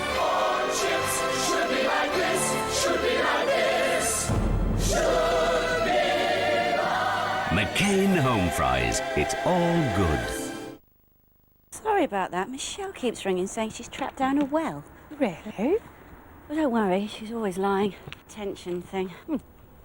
Last week, she said there was only 1 gram of fat in a McVitie's Jaffa cake. 1 gram of fat? Oh, help! I've fallen down a well! Michelle isn't lying. Each delicious McVitie's Jaffa cake really does have only 1 gram of fat. McVitie's Jaffa cakes, unbelievably delicious, and now even more orangey. Dunnes Stores mid-season sale is now on, with every sale item half price in ladies, men's, kids and home. Dunnes Stores sale, always better value. No other cracker tastes like a Jacob's cream cracker, baked to perfection with only the finest wheat flour and yeast. In fact, you'd be crackers to choose anything else. Jacob's cream crackers, the original and best. It's time we all did our part to conserve energy and cut our carbon footprint. And home is where the start is. Now you can reduce energy consumption, CO2 emissions, protect the environment and brighten your home with Rationale windows. For comfortable living, peace of mind and security, noise dampening technology and year-round climate control, make the Rationale living decision. Rationale Windows, a quality local manufacturer with a neighbourhood presence nationwide. Padraig, your game is in great shape. Has health played a part? No question, I've lowered my cholesterol. And you took the Flora Proactive Challenge a few years ago. Are you sticking with it? Absolutely, my cholesterol was 6.5, now it's a healthy 4.7. The plant sterols in Flora Proactive are proven to lower cholesterol by 10 to 15% on average in just 3 weeks when moving to a healthy diet. I have a healthy diet, but no food lowers cholesterol more. And it's good for your game? What's good for me is good for my game. Flora Proactive. No other food lowers cholesterol more. It's a very different world out there to the one most of us grew up in, especially if you're a child. So what's it like to be a parent in 21st century Ireland? And what's it like to be a 21st century Irish child? I'm David Coleman, I'm a psychologist, and I'm going on a journey to find out. Never before has such a comprehensive view of the Irish family and early child development been recorded on television. The beginning of a fascinating journey over 6 years. 21st Century Child starts Monday at 9:30 on RTE1. Do not leave it in the dressing room. There's no one coming to our backyard and taking anything off us. Celebrity Bannister, Sunday at 6:30 on RTE1. Johnny's manipulation of Sam has put him right where he wants. Home and Away's at 1:30.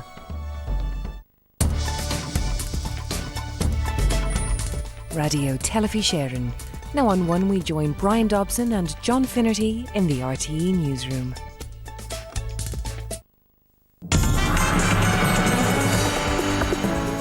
It is my intention to tender my resignation to President McAleese on Tuesday, the 6th of May.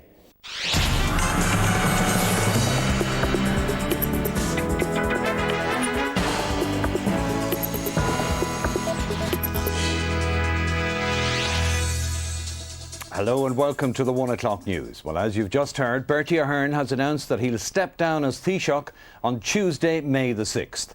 After 11 years in the job, the announcement came on the steps of government buildings in a 12-minute statement with cabinet colleagues beside him. The Taoiseach said recent developments haven't motivated his decision. Rather, he was motivated by what's in the best interests of the people. Mr Ahern added that this was solely a personal decision, and he said he had never put personal interest above the public good, nor had he ever received a corrupt payment. Just over an hour after journalists had been alerted that a press conference was to take place, Taoiseach Bertie Ahern, surrounded by senior ministers, walked out onto the steps of government buildings. Mr Ahern spoke about his pride in what had been achieved during his time as Taoiseach, including the peace process in Northern Ireland and economic prosperity. He then went on to speak about the effect that developments at the Mahon Tribunal have had on the work of government. The constant barrage of commentary on tribunal-related matters has, and I believe will continue to dominate the political agenda at an important point for our country. We face uncertain economic times, challenges, and we are soon to cast our vote on the Lisbon Treaty.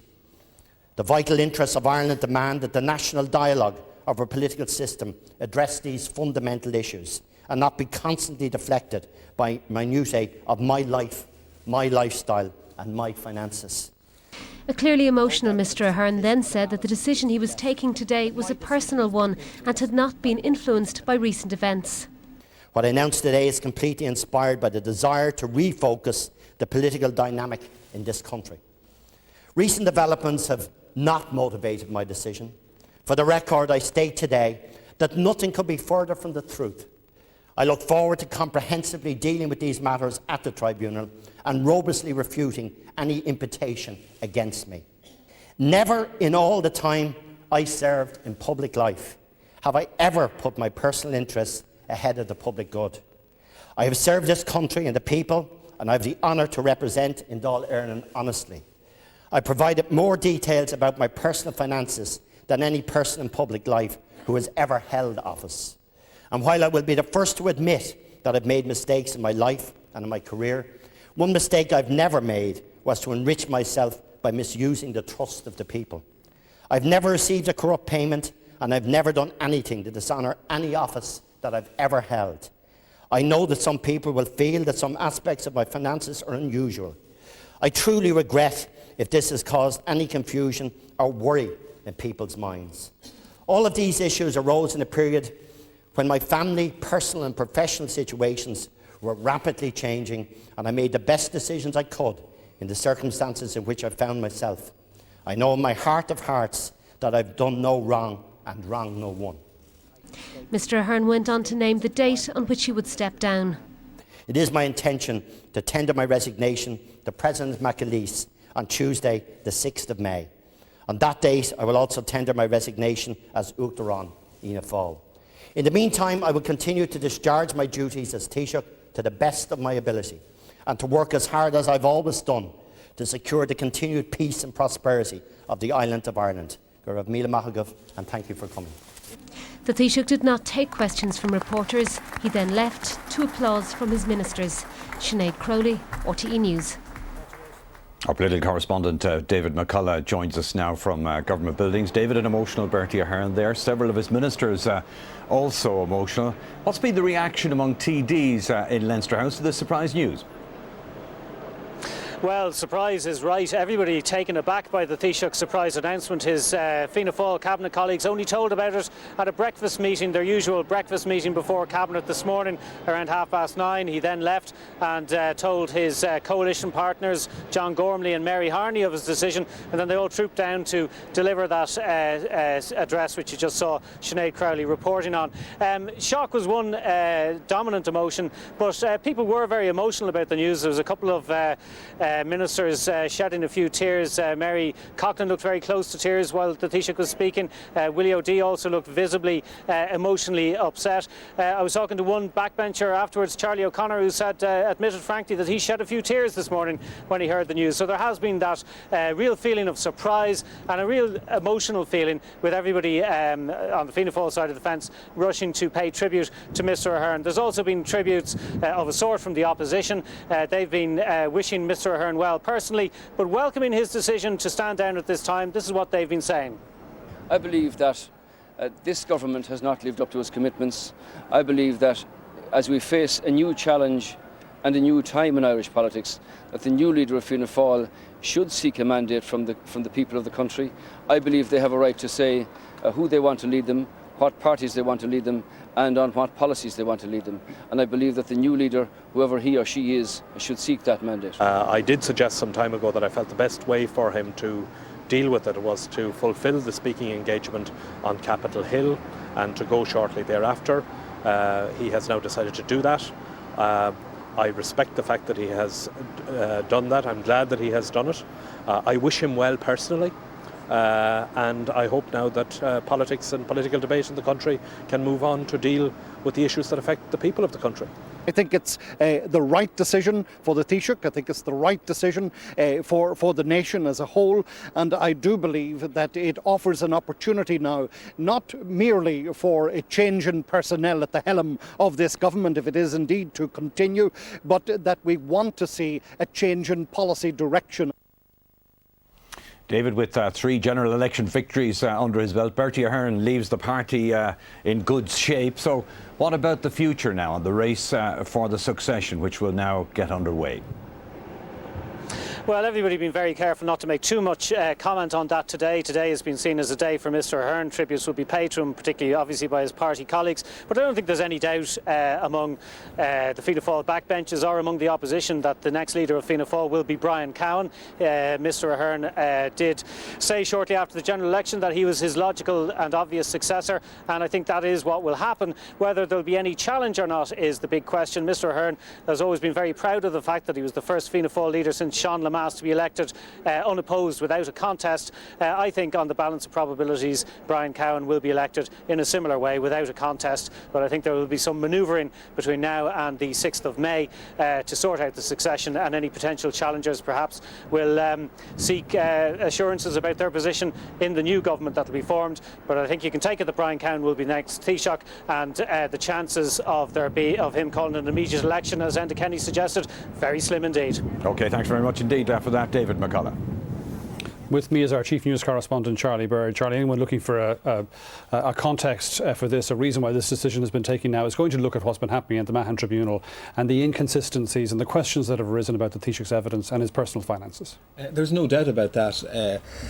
You could say the touchstone was the evidence given by Gráinne Carruth was nearly 10 days ago, and even the day before that I think it was the manager of the Irish Permanent Building Society at the time, when he felt that one of these accounts, which had a lot of money was in it, that it was in fact Bertie Ahern's account along with somebody else's. Now he has denied that, but Gráinne Carruth's evidence, where she eventually accepted that there must have been a 15,500 sterling lodgement into these accounts, the Taoiseach had already given an explanation to the tribunal, and he said that money which went into those accounts was money which had come from his paychecks. So in previous occasions, when there was controversy over what was developing, the Taoiseach had time, as it were, to give an answer. But he'd already given an answer to this, and there was no doubt that that created a problem. And it's clear that in the intervening period there was a lot of silence from the Taoiseach. People were saying, would he make a statement on it, and that he was keeping his powder dry. Now there is no doubt what has happened in the past couple of hours is an absolute bombshell. And as Mary Hanifin was saying to us a little bit before 1 o'clock, government ministers, every time they turned up anywhere in front of a microphone, were being asked, well, do you believe what the Taoiseach has to say? What answer have you got for these inconsistencies? What do you think? And they were all defending him stoutly, but it has to be said, Brian, behind the scenes, when you spoke to senior Fianna Fáil people, there was disquiet there. There was absolutely no doubt about that. I've spoken to a number of Fianna Fáil government ministers over the past 6 or 8 months, and what was coming out of the tribunal they were unhappy with. But there is also no doubt that they were not going to move against Bertie Ahern. Bertie Ahern has unified Fianna Fáil. He has brought it to new political heights. He's got 3 elections under his belt. This is the 10th anniversary of the Good Friday Agreement. You saw Ian Paisley Jr. on our programme earlier on. You saw David Trimble. So nobody within Fianna Fáil, there's absolutely that nobody within Fianna Fáil was going to move against Bertie Ahern. But besides that, there was disquiet, and the tribunal is still there. Some of the reaction of senior figures in Fianna Fáil, I think, perhaps has been interesting over the last number of hours. None of them have been saying that this is a situation where a good man has been hounded from office, and none of them have turned on the tribunal or turned on the media over its handling of all of this. There's been an acceptance that the Taoiseach's decision, there was an inevitability to the Taoiseach's decision. Yes, and there was an inevitability, but what's taken, and you're right, that they're not accusing, I mean, there are a number of people who will say that the media has hounded them out. But the reality was the opinion polls. That when you, whatever about Fianna Fáil's position in the opinion polls, and they dropped 2 points in the last opinion poll, but the public, when they were questioned about whether they believed the Taoiseach or not in relation to his evidence, they didn't believe him. But the reality is that whatever happens, the Taoiseach, or Bertie Ahern, will be back at the tribunal in May. He will no longer be Taoiseach. He will have done his valedictory in Washington, and that he will move on. Now, the reality is that Brian Cowan is going to be the next leader of Fianna Fáil, and what I suppose what's now happening is who's going to be the Taoiseach deputy leader of Fianna Fáil. Very good, Charlie Bird, thank you very much. Bertie Ahern has served 3 terms as Taoiseach. He was first elected to the Dáil in 1977. One of the highlights of Bertie Ahern's career was the historic address to the Houses of Parliament in London. His invitation was a tribute to his work in Northern Ireland, a task shared with former Prime Minister Tony Blair. This honour came nearly a decade after the signing of the Good Friday Agreement in 1998. It is the culmination on a long period of trying to move from 30 years or 75 years of trouble and violence and mayhem. But this historic Belfast Agreement was followed by 9 years of further tedious negotiations before devolved government was finally bedded in, when sworn enemies Sinn Féin and the DUP agreed to share power. This momentous move coincided with the development of another surprising relationship between Bertie Ahern and long-time Southern bogeyman Ian Paisley. As it turned out, Paisley's time as First Minister was short-lived. From his earliest days in politics, Bertie Ahern was admired for his informality. He was fondly ridiculed for wearing an anorak and for his style of speaking. He was a fixer with a huge ability to knock heads together. His mentor, Charles Haughey, spotted his special qualities, describing Ahern as the most cunning, the most devious, the best of them all. Usually pleasant in public, only rarely was he rattled. Perhaps if you stop waffling, we might get some work done. You're a waffler. You've been years around here waffling. Bertie Ahern first became Taoiseach in 1997 at the age of 45. The Dubliner had earlier been Minister for Finance and for Labour. He was separated from his wife and faced down criticism by giving a prominent role to his then partner, Celia Larkin. The economy was booming during his first term. The Celtic Tiger era of low interest rates, record building schemes, almost full employment. The Fianna Fáil PD coalition was returned in 2002, the first time in over 3 decades an outgoing government was re-elected. The main issues are those is to try to sustain the economy, to keep the Irish economy strong, to keep employment strong. Prosperity continued during his second term, but there was growing disquiet about inequities in society, hospital waiting lists, poor schools, crime levels. He declared himself a socialist as his government sought to change priorities, and as Minister for Finance, certainly not a socialist, was sent to Brussels as Commissioner. Throughout all these years in power, Ahern was exceptionally popular. He remained an ardent GAA supporter, but despite the economic boom, he was unable to win support for a new national sports stadium, the Bertie Bowl. And before the election of 2007, major questions about his financial affairs. He had to explain why he took substantial sums from friends following the breakup of his marriage. The trouble was that in the separation I agreed to provide 20,000 for my children to an education account as part of the agreement that I made. Don't like having to give these details to my children, but for completeness. And I did that. And I also had to pay off other bills. So the money I'd saved was gone. So my friends knew that. But after a difficult and closely fought election in 2007, Bertie Ahern pulled off another hat-trick, winning a third term as Taoiseach, the first leader since Eamon de Valera to win 3 elections in a row. This time he formed a 4-legged coalition with the Greens, the depleted PDs and some independents.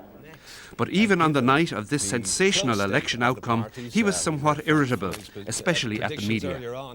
Huge media criticism by 95%, and you know, being hammered and not being able to get your message across, and all the controversies that I get into and all of that, and to be able to come out of 41, I mean, this is an exceptional vote for the party. With his third government in place, Bertie Ahern had some time to enjoy the arrival of his first grandchildren, twins Rocco and Jay. He also took the unusual step of naming his preferred successor. But in the past few months, he was unkindly described as a dead man walking, politically speaking, because of revelations at Dublin Castle. And with the economy less buoyant, Bertie Ahern had precious little opportunity to savour his outstanding achievement of securing a third term in office. Joe O'Brien, RTE News. Meanwhile, Mr Ahern's challenge to the Mahon Tribunal is continuing in the High Court. This morning it heard that one of the 3 issues involved has been resolved and that over 115 pages of documentation had been handed over to Mr Ahern's lawyers yesterday. However, the tribunal is putting its arguments in relation to the issue of legal privilege relating to advice Mr Ahern received from banking expert Paddy Strong. For more on this, we're joined now by our legal affairs correspondent Orla O'Donnell. Orla, can you fill us in on the detail of what transpired in court this morning? Well, first of all, John, we heard that the documentation handed over by the Tribunal's legal team to the Taoiseach's legal team yesterday comprised computer records and bank data relating to the calculations on which the Tribunal based suggestions that bank lodgements in 1994 were in sterling and dollars, something denied by the Taoiseach. Now, Senior Counsel Shane Murphy said that following this concession on behalf of the Tribunal and after reviewing the documents, there was no need to cross-examine anyone about these calculations, and therefore the issue was resolved. Now, in relation to the other issue of Dáil privilege and the Taoiseach's right to privilege over anything he said in the Dáil, we were told again that the Tribunal does not intend to question the veracity, propriety or motivation behind any statements made by the Taoiseach in the Dáil. The Taoiseach's legal team said that they understood that the Dáil statements would not be called into question either in the examination of Mr Ahern in the witness box or in any report of the Tribunal. However, there's still a little bit of legal argument to be gone through on this issue over what the Tribunal exactly intends to do. The Tribunal has said it wants to draw the Taoiseach's attention to the fact that statements were made, and the Taoiseach's legal team said they don't understand exactly what this means, so there's likely to be a little more discussion about this issue. Now, currently the Tribunal's legal team is putting forward arguments about this documentation relating to the advice received by the Taoiseach's lawyers from banking expert Paddy Strong. The Taoiseach says these documents, 150 documents, are legally privileged. The Tribunal says this is not the case. The Tribunal's legal team say because the Tribunal is a fact-finding body with no role in the administration of justice, privilege cannot apply, and also because many of these communications involve communications between the Taoiseach's legal team and Mr Strong rather than with the Taoiseach himself. Therefore, Mr Strong is a third party. Therefore, again, the Tribunal argues that legal privilege does not apply. Now, we were told that what the Tribunal is trying to get from these documents is the materials on which Mr Strong based his conclusions that the bank lodgements could not have been in sterling or dollars. They want to get at these materials, and they say some of these materials were not generated by the Tribunal, and they want to know what they are. OK, thanks very much indeed for that. Orla O'Donnell at the High Court. And of course, people around the country have been digesting the news that the Taoiseach is to resign. There have been, I suppose, mixed responses, as you might expect. Some have been describing it as a sad day, which has seen a decent man hounded from office. Others say it may usher in a new era of transparency and accountability in Irish political life. Jim Fahey has been gauging reaction in Galway. It has always been my intention to review my position as Taoiseach. There was a sense of this couldn't really be happening on the streets of Galway this morning as people listened on RTE radio to the Taoiseach's announcement. And then came the reaction. It's a very sad way for a man after 31 years in politics to bow out of politics. He'd be very hard to be replaced as a leader of the party and as a leader of the country if we look at the good things he did rather than the bad one. I don't have any allegiance to any political party myself, but in the last while now, I think no matter what faults he had and what mistakes he made, he was hounded in a way that no political leader that I can remember ever was, by the opposition and by the media and everything. I know he must have been under tremendous pressure. I think it's probably for the better for the country. There's been a lot of speculation about different deals and things that went on and didn't go on. I think it puts a wee bit of openness into politics in the country, where nobody's above judgment, or if somebody does something that maybe they shouldn't, that they have to pay the consequences, and it's one rule for everybody. Well, I'm very sad to see such a fine man going. He did a lot for the country. He was a good man. He was a people's person, you know, easy to approach and talk to, you know. And he did a lot down the years for, you know, peace in Northern Ireland, and I know an awful lot of people is going to be upset about it, but that's all I can say. The majority of people here in Galway said they believe that Taoiseach's resignation will cause immediate short-term problems for Fianna Fáil. But among Fianna Fáil supporters, there was a confidence that the party won't suffer any long-term setback and will move quickly to elect a new leader. Jim Fahey, RTE News, Galway. Joining us here in studio is the former Socialist TD Joe Higgins. Joe Higgins, the Taoiseach said this morning that this was a decision of his own, and that it wasn't as a result of recent revelations at the Mahon Tribunal and the issues that have arisen in relation to his personal finances. Do you buy that? No, it was inevitable that the Taoiseach would have to resign, and I think it was inevitable actually since the autumn of 2006. when it came to light that he had accepted masses of money from business interests, even though he said they were friends. But it was the equivalent of a few average 3-bedroom homes, several times the average industrial wage on a yearly basis of a worker. I think that in any other jurisdiction, really, a Minister for Finance who would have put himself in the way of such a conflict of interest would really have had to resign immediately. As it happened at that time, I was the only person in the Dáil even called for his resignation in September, October 2006. But it was inevitable, and the Taoiseach wasn't hounded from office, as is now the spin. He left as a result of a conflict that he cannot explain. He has insisted again today that he has done nothing wrong. He never accepted a corrupt payment. He said he always put the public interest before his own interests. And the point surely is that it is the tribunal which will adjudicate on these matters when the tribunal produces its report. Well, I think the Taoiseach put the interests of speculators, developers and big business interests before the interests of ordinary people. If you look at what's happened to the price of a house under his tenure, when the price went up fourfold in the Dublin area, making incredible amounts of profit for Fianna Fáil supporting developers, but creating enormous problems for ordinary working people who are now stuck with the consequences for the next 35 or 40 years in terms of mortgages and negative equity for some. He led Fianna Fáil to its third election victory last year. You lost your seat. That was the verdict of the electorate in West Dublin. That is his electoral record. That is the verdict of the people. Well, I think it bespeaks the huge vacuum that exists in Irish politics, quite frankly. The fact that the main opposition parties are really no different to Fianna Fáil in terms of their economic policy, weren't capable of putting up a credible opposition. But the huge vacuum whereby there is no real party of working people that can command mass support at the present time to give voice to many concerns among ordinary people about, for example, the crisis in the health service, the crisis in housing, the economic crisis that we are now undoubtedly going into, and the effects of which unfortunately will be exacerbated as a result of many of the decisions taken by this government over the last 10 years. You've been talking about the issues arising in the planning tribunal up in the Dáil up until last year. You've been writing about it more recently in the newspapers as a columnist. But do you think that the fact that the Taoiseach now has stood aside will remove the focus, the attention that the tribunals have been getting? No, I think people will still require the answers, because there is much more at stake here than simply the personal fate of one a public representative or who will be a former Taoiseach. We need to know what was going on in the sense of these huge amounts of money that were passing between business interests, senior politicians within Fianna Fáil. We need to know why.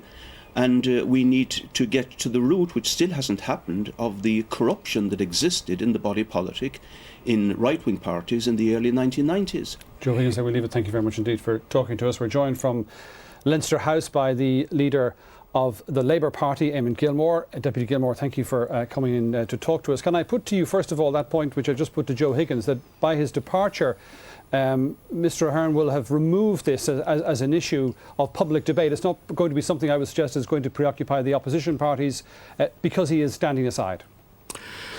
It will enable us, I think, to raise the issues, I think, that affect people on a day-to-day basis in this country. One of the most frustrating things that I felt over the past couple of months was how difficult it was to get to the top of the political agenda the issues that affect people, the whole change in the economic situation, the worry that people have about their jobs and businesses, and the concerns that there are about the public services, in particular about the health service.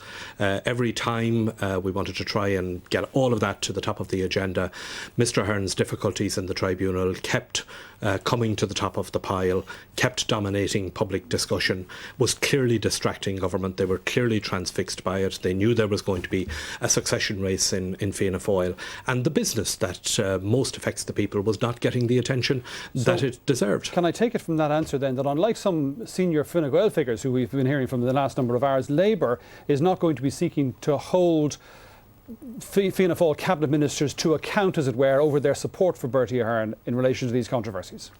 I have no interest in continuing any kind of political game on this. From the very beginning, since last September, when I gave my first interview on all of this, I said that it was necessary for Mr Ahern to resign as Taoiseach because his explanations to the tribunal were not credible. Since then, it has got worse for him, and more recently I suggested that the best way for him to go was to do the speaking engagement at Capitol Hill and to go shortly thereafter. My main concern in putting that forward was not to get at Mr Ahern, not to score a political point, but to enable the country and to enable the body politic to deal with the issues and the matters that we were sent to Dáil Éireann to deal with, which is, as I said, matters relating to the economy, to public services, to the quality of life in our communities, to people's safety in our communities, schools, hospitals, jobs. These are the issues that matter, and those are the issues that the Labour Party is going to be pursuing. Eamon Gilmore, thank you very much for talking to us. Former British Prime Minister Tony Blair has paid tribute to Mr Ahern. Mr Blair said that as well as playing a crucial role in transforming relations between Britain and the Irish Republic, Mr Ahern had been a key figure in Europe. Present Prime Minister Gordon Brown said Mr Ahern had been an outstanding statesman. Meanwhile, politicians in the north have been speaking about the Taoiseach's contribution to the peace process. Much of Bertie Ahern's time as Taoiseach was taken up with the long drawn-out, though ultimately successful negotiations which resulted in the signing of the Good Friday Agreement. One lasting image from the Stormont talks during Holy Week in 1998 was the sight of Mr Ahern leaving his own mother's wake to return to the final discussions. David Trimble, then the Ulster Unionist leader, said he regretted Mr Ahern's departure as Taoiseach, and he said the Good Friday Agreement could never have been achieved without him. I don't think it would have been possible if Bertie hadn't been prepared to look at things objectively and reasonably and to brush aside those who approached it with a more Republican baggage and were intent not on agreement but on some sort of tribal victory. Bertie wasn't. Bertie was prepared to make an agreement, and without him I don't think it could have been done. The SDLP too were glowing in their praise for Mr Ahern. He has made a major contribution. I would like to thank him on behalf of the SDLP because he has been a good friend to us over his years as Taoiseach and as Minister for Finance. The current Northern Secretary, Sean Woodward, said that Taoiseach Bertie Ahern was one of the great political figures of the last decade. Bertie Ahern is truly one of the great figures on the political scene, and his determination and his personal character, that likeability that swept him into power in 1997 and which was applied to the Good Friday Agreement and bringing peace to the streets of Northern Ireland, all of that has been so important and continues to be so important. One of Bertie Ahern's lasting political legacies will be the pivotal role he played in the Northern peace process, which culminated in the establishment of the power-sharing executive here at Stormont. And as he prepares to leave office, it's a measure of Mr Ahern's success that he's probably now as popular with Ian Paisley and the DUP as he is with Sinn Féin and the SDLP. Brendan Wright, RTE News, Stormont. On to other news now. And in Zimbabwe, the opposition movement for democratic change has declared its leader, Morgan Tsvangirai, the rightful winner of the presidential elections. It made the announcement based on its own tally of the weekend polls, which showed the MDC leader, Morgan Tsvangirai, had won 50.3% of the vote and President Robert Mugabe 43.8%. The ruling ZANU-PF party has described the MDC claims as wishful statements. The headlines are predicting the worst-case scenario for President Mugabe, with neither himself nor his opponent Morgan Tsvangirai likely to reach 51%. Both men will have to face a runoff. Even the state-run Herald newspaper says that would mean a landslide victory for the opposition. There are rumours Mr Mugabe doesn't want to face that humiliation. His officials are said to be in discussion with the opposition to hammer out a deal that would allow him to leave office and perhaps the country with dignity. But the opposition MDC says that's premature. We know what we have won in terms of parliamentary seats, in terms of even the presidential vote. But that is within internal to the MDC. It is not confirmed by the jurisdiction body that is supposed to announce those results. As voters continue to await the election results, the economy is uppermost in their minds. With inflation running to several 100,000%, a regime change could only be a good thing. Anne-Marie Green, RTÉ News. And our correspondent Richard Downs joins us now from the MDC news conference. Richard, 90% of the votes seem to be counted. How close are we to an official result, do you think? We're still a long way away because they've only given out the results for the parliamentary elections, and the official body, which is the organisation, the Zimbabwean Electoral Commission, they're the people who have the legal right to declare the winner or otherwise, have not spoken a word about the presidential election. So the move by the MDC to declare their man, Morgan Tsvangirai, the winner is certainly a provocative move on their part. Certainly ups the ante in the tensions here in Zimbabwe, and we haven't had any word yet from the ruling party, but their newspaper, the Daily Herald, this morning has been reporting that neither candidate can win enough votes to have an outright victory, and they expect a second round. But it's still all very much up to play for. Certainly the opposition has been putting it up to the Electoral Commission, which is appointed, of course, by President Robert Mugabe, putting it up to them and saying, look, we have looked at the final vote, not just the tally of the vote, but the actual published vote outside the polling stations, and this is our number. Show us that we're wrong. Now, going by the unofficial results, Richard, it seems things are definitely going against Mugabe. Oh, undoubtedly that's the case. In the run-up to this election, it was very hard to find anybody travelling around Zimbabwe who admitted to wanting to vote for President Mugabe. Certainly there were many people who did, and lots of allegations, of course, of irregularities, and quite surprising, a number of constituencies, very far-flung constituencies, very rural, very isolated constituencies. Surprise, surprise, President Mugabe did incredibly well there with tens of thousands of votes in those constituencies. So the opposition smells a rat in that, and that's why they're coming out so early, so early in terms of the actual count, and saying, look, these are our figures. You must prove that we're wrong. We've seen the results posted on the polling stations. We've taken photographs in many cases. You've got to prove that we're wrong, and that's their strategy. They've learned a lot from Kenya. They've learned a lot from Georgia. They've learned a lot from Ukraine, other disputed elections, and they're really going at this one hell for leather. OK, thanks very much indeed for that, Richard Downs in Harare. Now, more reaction shortly to Bertie Ahern's announcement today that he's resigning on the 6th of May. We'll have further reaction in this extended 1 o'clock news. Before that, though, some more of the news this lunchtime. The report into the delayed diagnosis of breast cancer in a Tipperary woman, Rebecca O'Malley, has heavily criticised the Health Service Executive and 2 of its hospitals, the Mid-Western Regional Hospital in Limerick and Cork University Hospital. The report from the Health Information and Quality Authority says the missed diagnosis in March 2005 was a once-off interpretive error by a locum consultant pathologist at Cork University Hospital. It's taken 3 years, but Rebecca O'Malley now knows why her cancer was misdiagnosed. In March 2005, she went to the Mid-Western Regional Hospital Breast Clinic in Limerick and was told her mammogram, X-ray and cytology exam were normal. But in May the following year, an examination of the same area indicated a pre-malignant breast disease. In today's report, the Health Information and Equality Authority says the error in diagnosis was the result of a once-off mistake by a locum consultant pathologist at Cork University Hospital. And it finds that an opportunity to catch the mistake was lost due to the absence of a functioning multidisciplinary review meeting at the Mid-Western Regional. It points to significant shortcomings in communication between the 2 hospitals and the HSE, as well as systematic problems with hospital management systems. When I placed my trust in the hospital services, I truly believed that there were systems in place to ensure my safety. Having read this report, I know now that I was too naive and I was so wrong. The safety systems didn't fail, they didn't exist. The recommendations in the report, we've been quite prescriptive in identifying what should be in place in relation to individuals who are accountable at national level, at regional level and at hospital level. And for those individuals to have clarity around the systems that should be in place to ensure they can demonstrate that they're managing these services safely and effectively.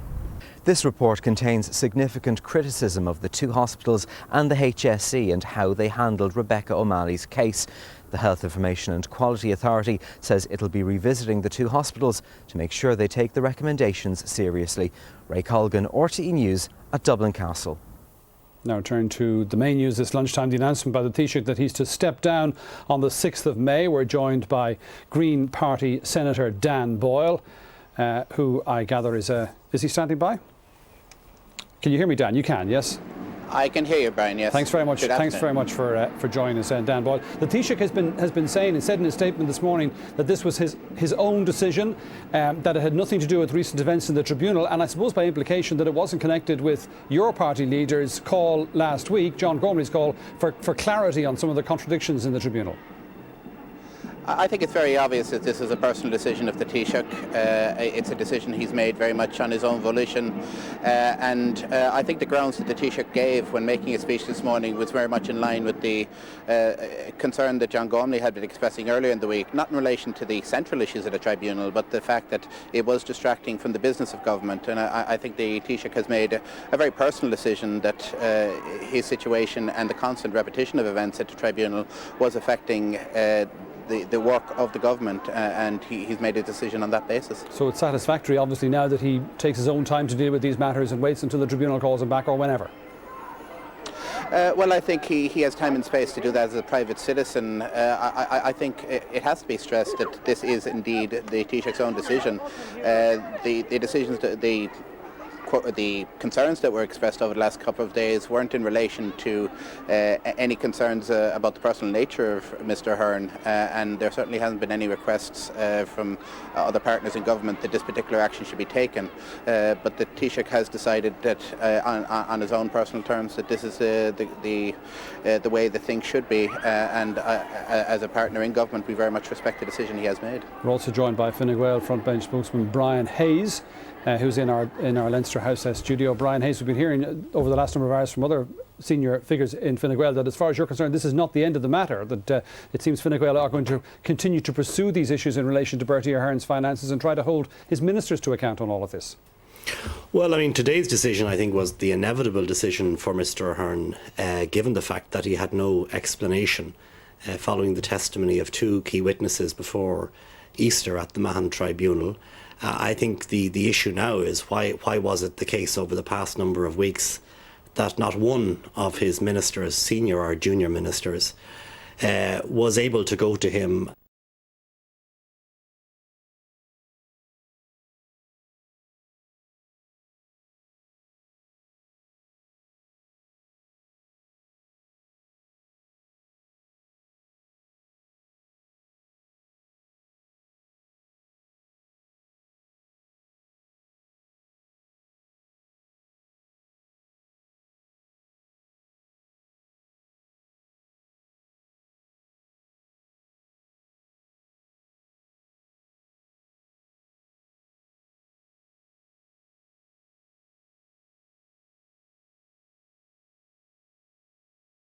those of us who want to see a yes vote, effectively, the Taoiseach would have been the lead proponent, the lead person for the yes side. And we were going into a campaign, effectively, where this cloud of suspicion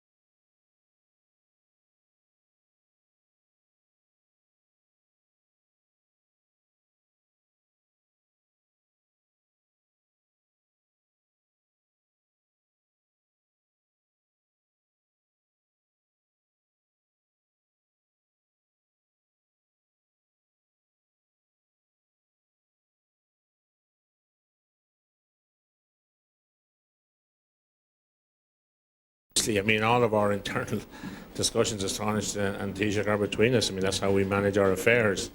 But the Taoiseach, I want to assure you, the Taoiseach made his own decisions in his own way at his own time. So you certainly weren't going to him and saying that he should consider his position then. We can take that that was the case. I mean, as I've said, Brian, I mean, I don't discuss with the Taoiseach I don't discuss with the public discussions I had in relation to the financial markets, in relation to the economic outlook, in relation to a whole series of files and issues that I discussed with him, including, of course, his own political assessment of the situation going forward and what he believes obviously is in the best interest of the country and the government, and he has come to that decision, and that should be respected. There was no. Well, I'm sorry to disappoint everybody, but you know, there was no coercion on anyone's part. Was there growing disquiet within Fianna Fáil in relation, particularly to recent revelations from Mahon? Well, you know, I think that obviously the whole situation that has been developing is one that he has been monitoring all the time. And the bottom line is the Taoiseach has outlined this morning the reasons why he felt now was the time for him to indicate when he intended to resign. And he felt that issues that were going on, including that, which were overshadowing the working of government, was not something that he wanted to see continue. And he'd deal with those issues in his own way in that forum in due course. So the revelations that have been coming out of the tribunal had made his position impossible because he wasn't able, it would seem, to give clear answers to the contradictions that had arisen. As I said, today is about the method of his departure, his reasons for going. He has outlined them. I'm not going to repeat them. I'm sure you have a full script there of them. And what we're talking about now is looking to the future, but recognising that today is his day. And I think he is entitled to some considered reflection of the enormous contribution and achievements that he has made during his time, not only his time as Taoiseach, but his time as ministers in previous administrations. But it's a statement also of the obvious, isn't it, that whatever about those achievements, they have been overshadowed, and more than overshadowed, by everything that's been coming out of the tribunals. Well, with respect, all that remains to be seen. I presume we wait for a report before people come to conclusions on any of that, and certainly all that evidence has to be completed or evaluated. And we have appointed judges in the tribunal to deal with that. So I would suggest, perhaps, that, you know, now that the most consummate politician of his age, of his era, has decided to resign, or indicate his intention to resign on the 6th of May next, that it is fitting and appropriate that colleagues, and indeed others, might consider what is the contribution he has made during all of that time. And I would suggest it's been a very positive one in terms of political developments on this island, and our economic and social affairs have been greatly enhanced under what has been a very astute and capable leadership over the last decade. Well, he has named you as his preferred successor. Will you be making yourself available, putting yourself forward as the next leader of Fianna Fáil? As I've said on the radio programme on the same station, I mean, today is his day. The consequences of this decision will have to be considered by all members of our parliamentary party and our TDs who have a vote on this issue in the coming days. But today is his day, and I'm certainly not going to say or do anything that takes away from a considered assessment of what has been a magnificent political career today. Well, now, let me put it this way then, perhaps, to you. I presume you, as others in Fianna Fáil, would want to see an orderly transition to a new leader. Is that assisted by a single candidate or by members of the parliamentary party being offered a choice? Well, with respect, you're already seeing an orderly transition. The Taoiseach has indicated his intention to resign. The executive of the parliamentary party will meet in the coming day or two. We have a national executive meeting tomorrow when we'll indicate what the arrangements are. After that executive of the parliamentary party meets, the chairman, the leader, myself as deputy leader, the whip and the assistant whip. And, you know, the fact is that Fianna Fáil will do its business in the same way in which has typified the Taoiseach's indication of his departure from office, and that is with dignity, with discipline, and with unity. What about the future for Mr. Ahern? Do you see a continuing prominent role for him in public life in some way or other?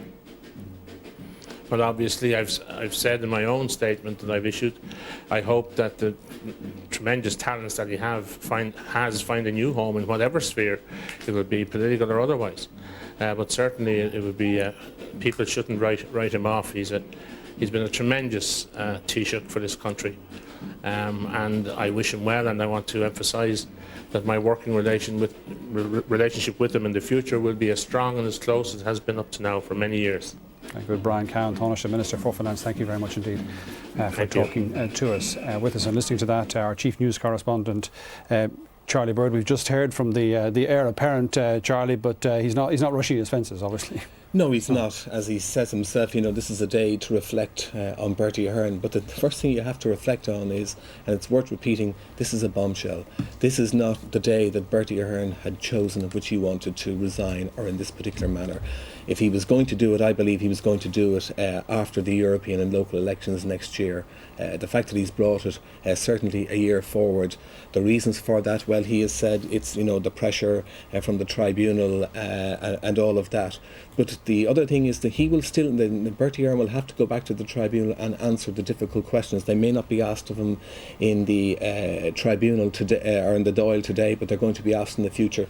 And the other thing, Brian, it is worth noting, as Brian Cowan says there, Bertie Ahern has done an enormous amount of good for the country. The peace process in Northern Ireland. We saw Ian Paisley Jr., we saw David Trimble paying tribute to him. This is a remarkable achievement.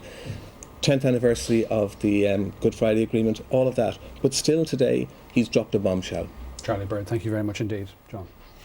The main news again this Wednesday lunchtime. Bertie Ahern has announced that he'll step down early in May. Here's what the Taoiseach had to say.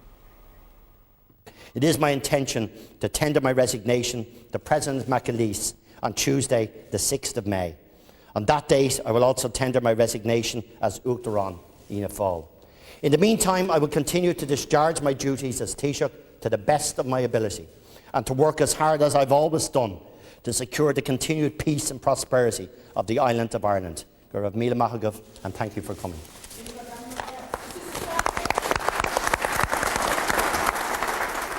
Taoiseach's announcement this morning. That's where we leave it for the moment. We'll be continuing our coverage of the Taoiseach's resignation announcement throughout the day. Back on the air with our next special programme at 3:35. Until then, from all of us in the newsroom, a very good afternoon to you. Good afternoon.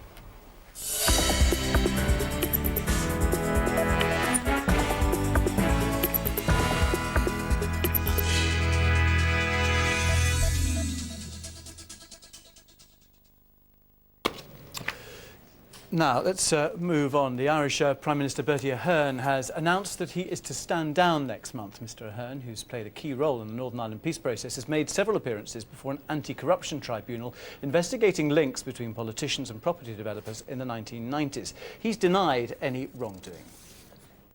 I believe it's in the best interest of the government, my party, and most importantly the people of Ireland that it set out a time frame for my departure from office. It has always been my intention to review my position as Taoiseach and leader of Fianna Fáil in the aftermath of next summer's local and European elections. But having reflected on the need to ensure that the work of my ministerial colleagues is not distracted by incessant publicity about the tribunal, I've decided, for my own volition, to bring forward that date. I will complete my duties over the course of the next month, and following on from my return from the United States and the state visit to Ireland by the Prime Minister of Japan, it is my intention to tender my resignation to President McAleese on Tuesday, the 6th of May. On that date, I will also tender my resignation as Uachtaráin Fianna Fáil.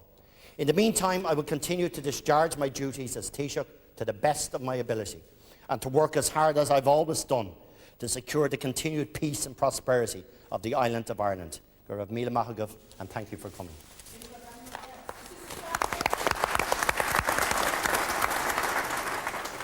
Bertie Ahern making that announcement. Well, Tony Blair has paid tribute to him and his role in bringing peace to Northern Ireland. Bertie Ahern was absolutely crucial to the Northern Ireland peace process working. He was a big architect of that process, and we worked together for almost a decade on it. But he also, I think, should be remembered as a political leader who was responsible for transforming the relationship between the Republic of Ireland and Britain, and for playing a huge part in the modernisation of Ireland, from bringing Ireland from where it was to being the modern and dynamic and very well respected country it is today. So I think his contribution in terms of political history for the island of Ireland will be enormous. Tribute to the work of Bertie Ahern there by Tony Blair.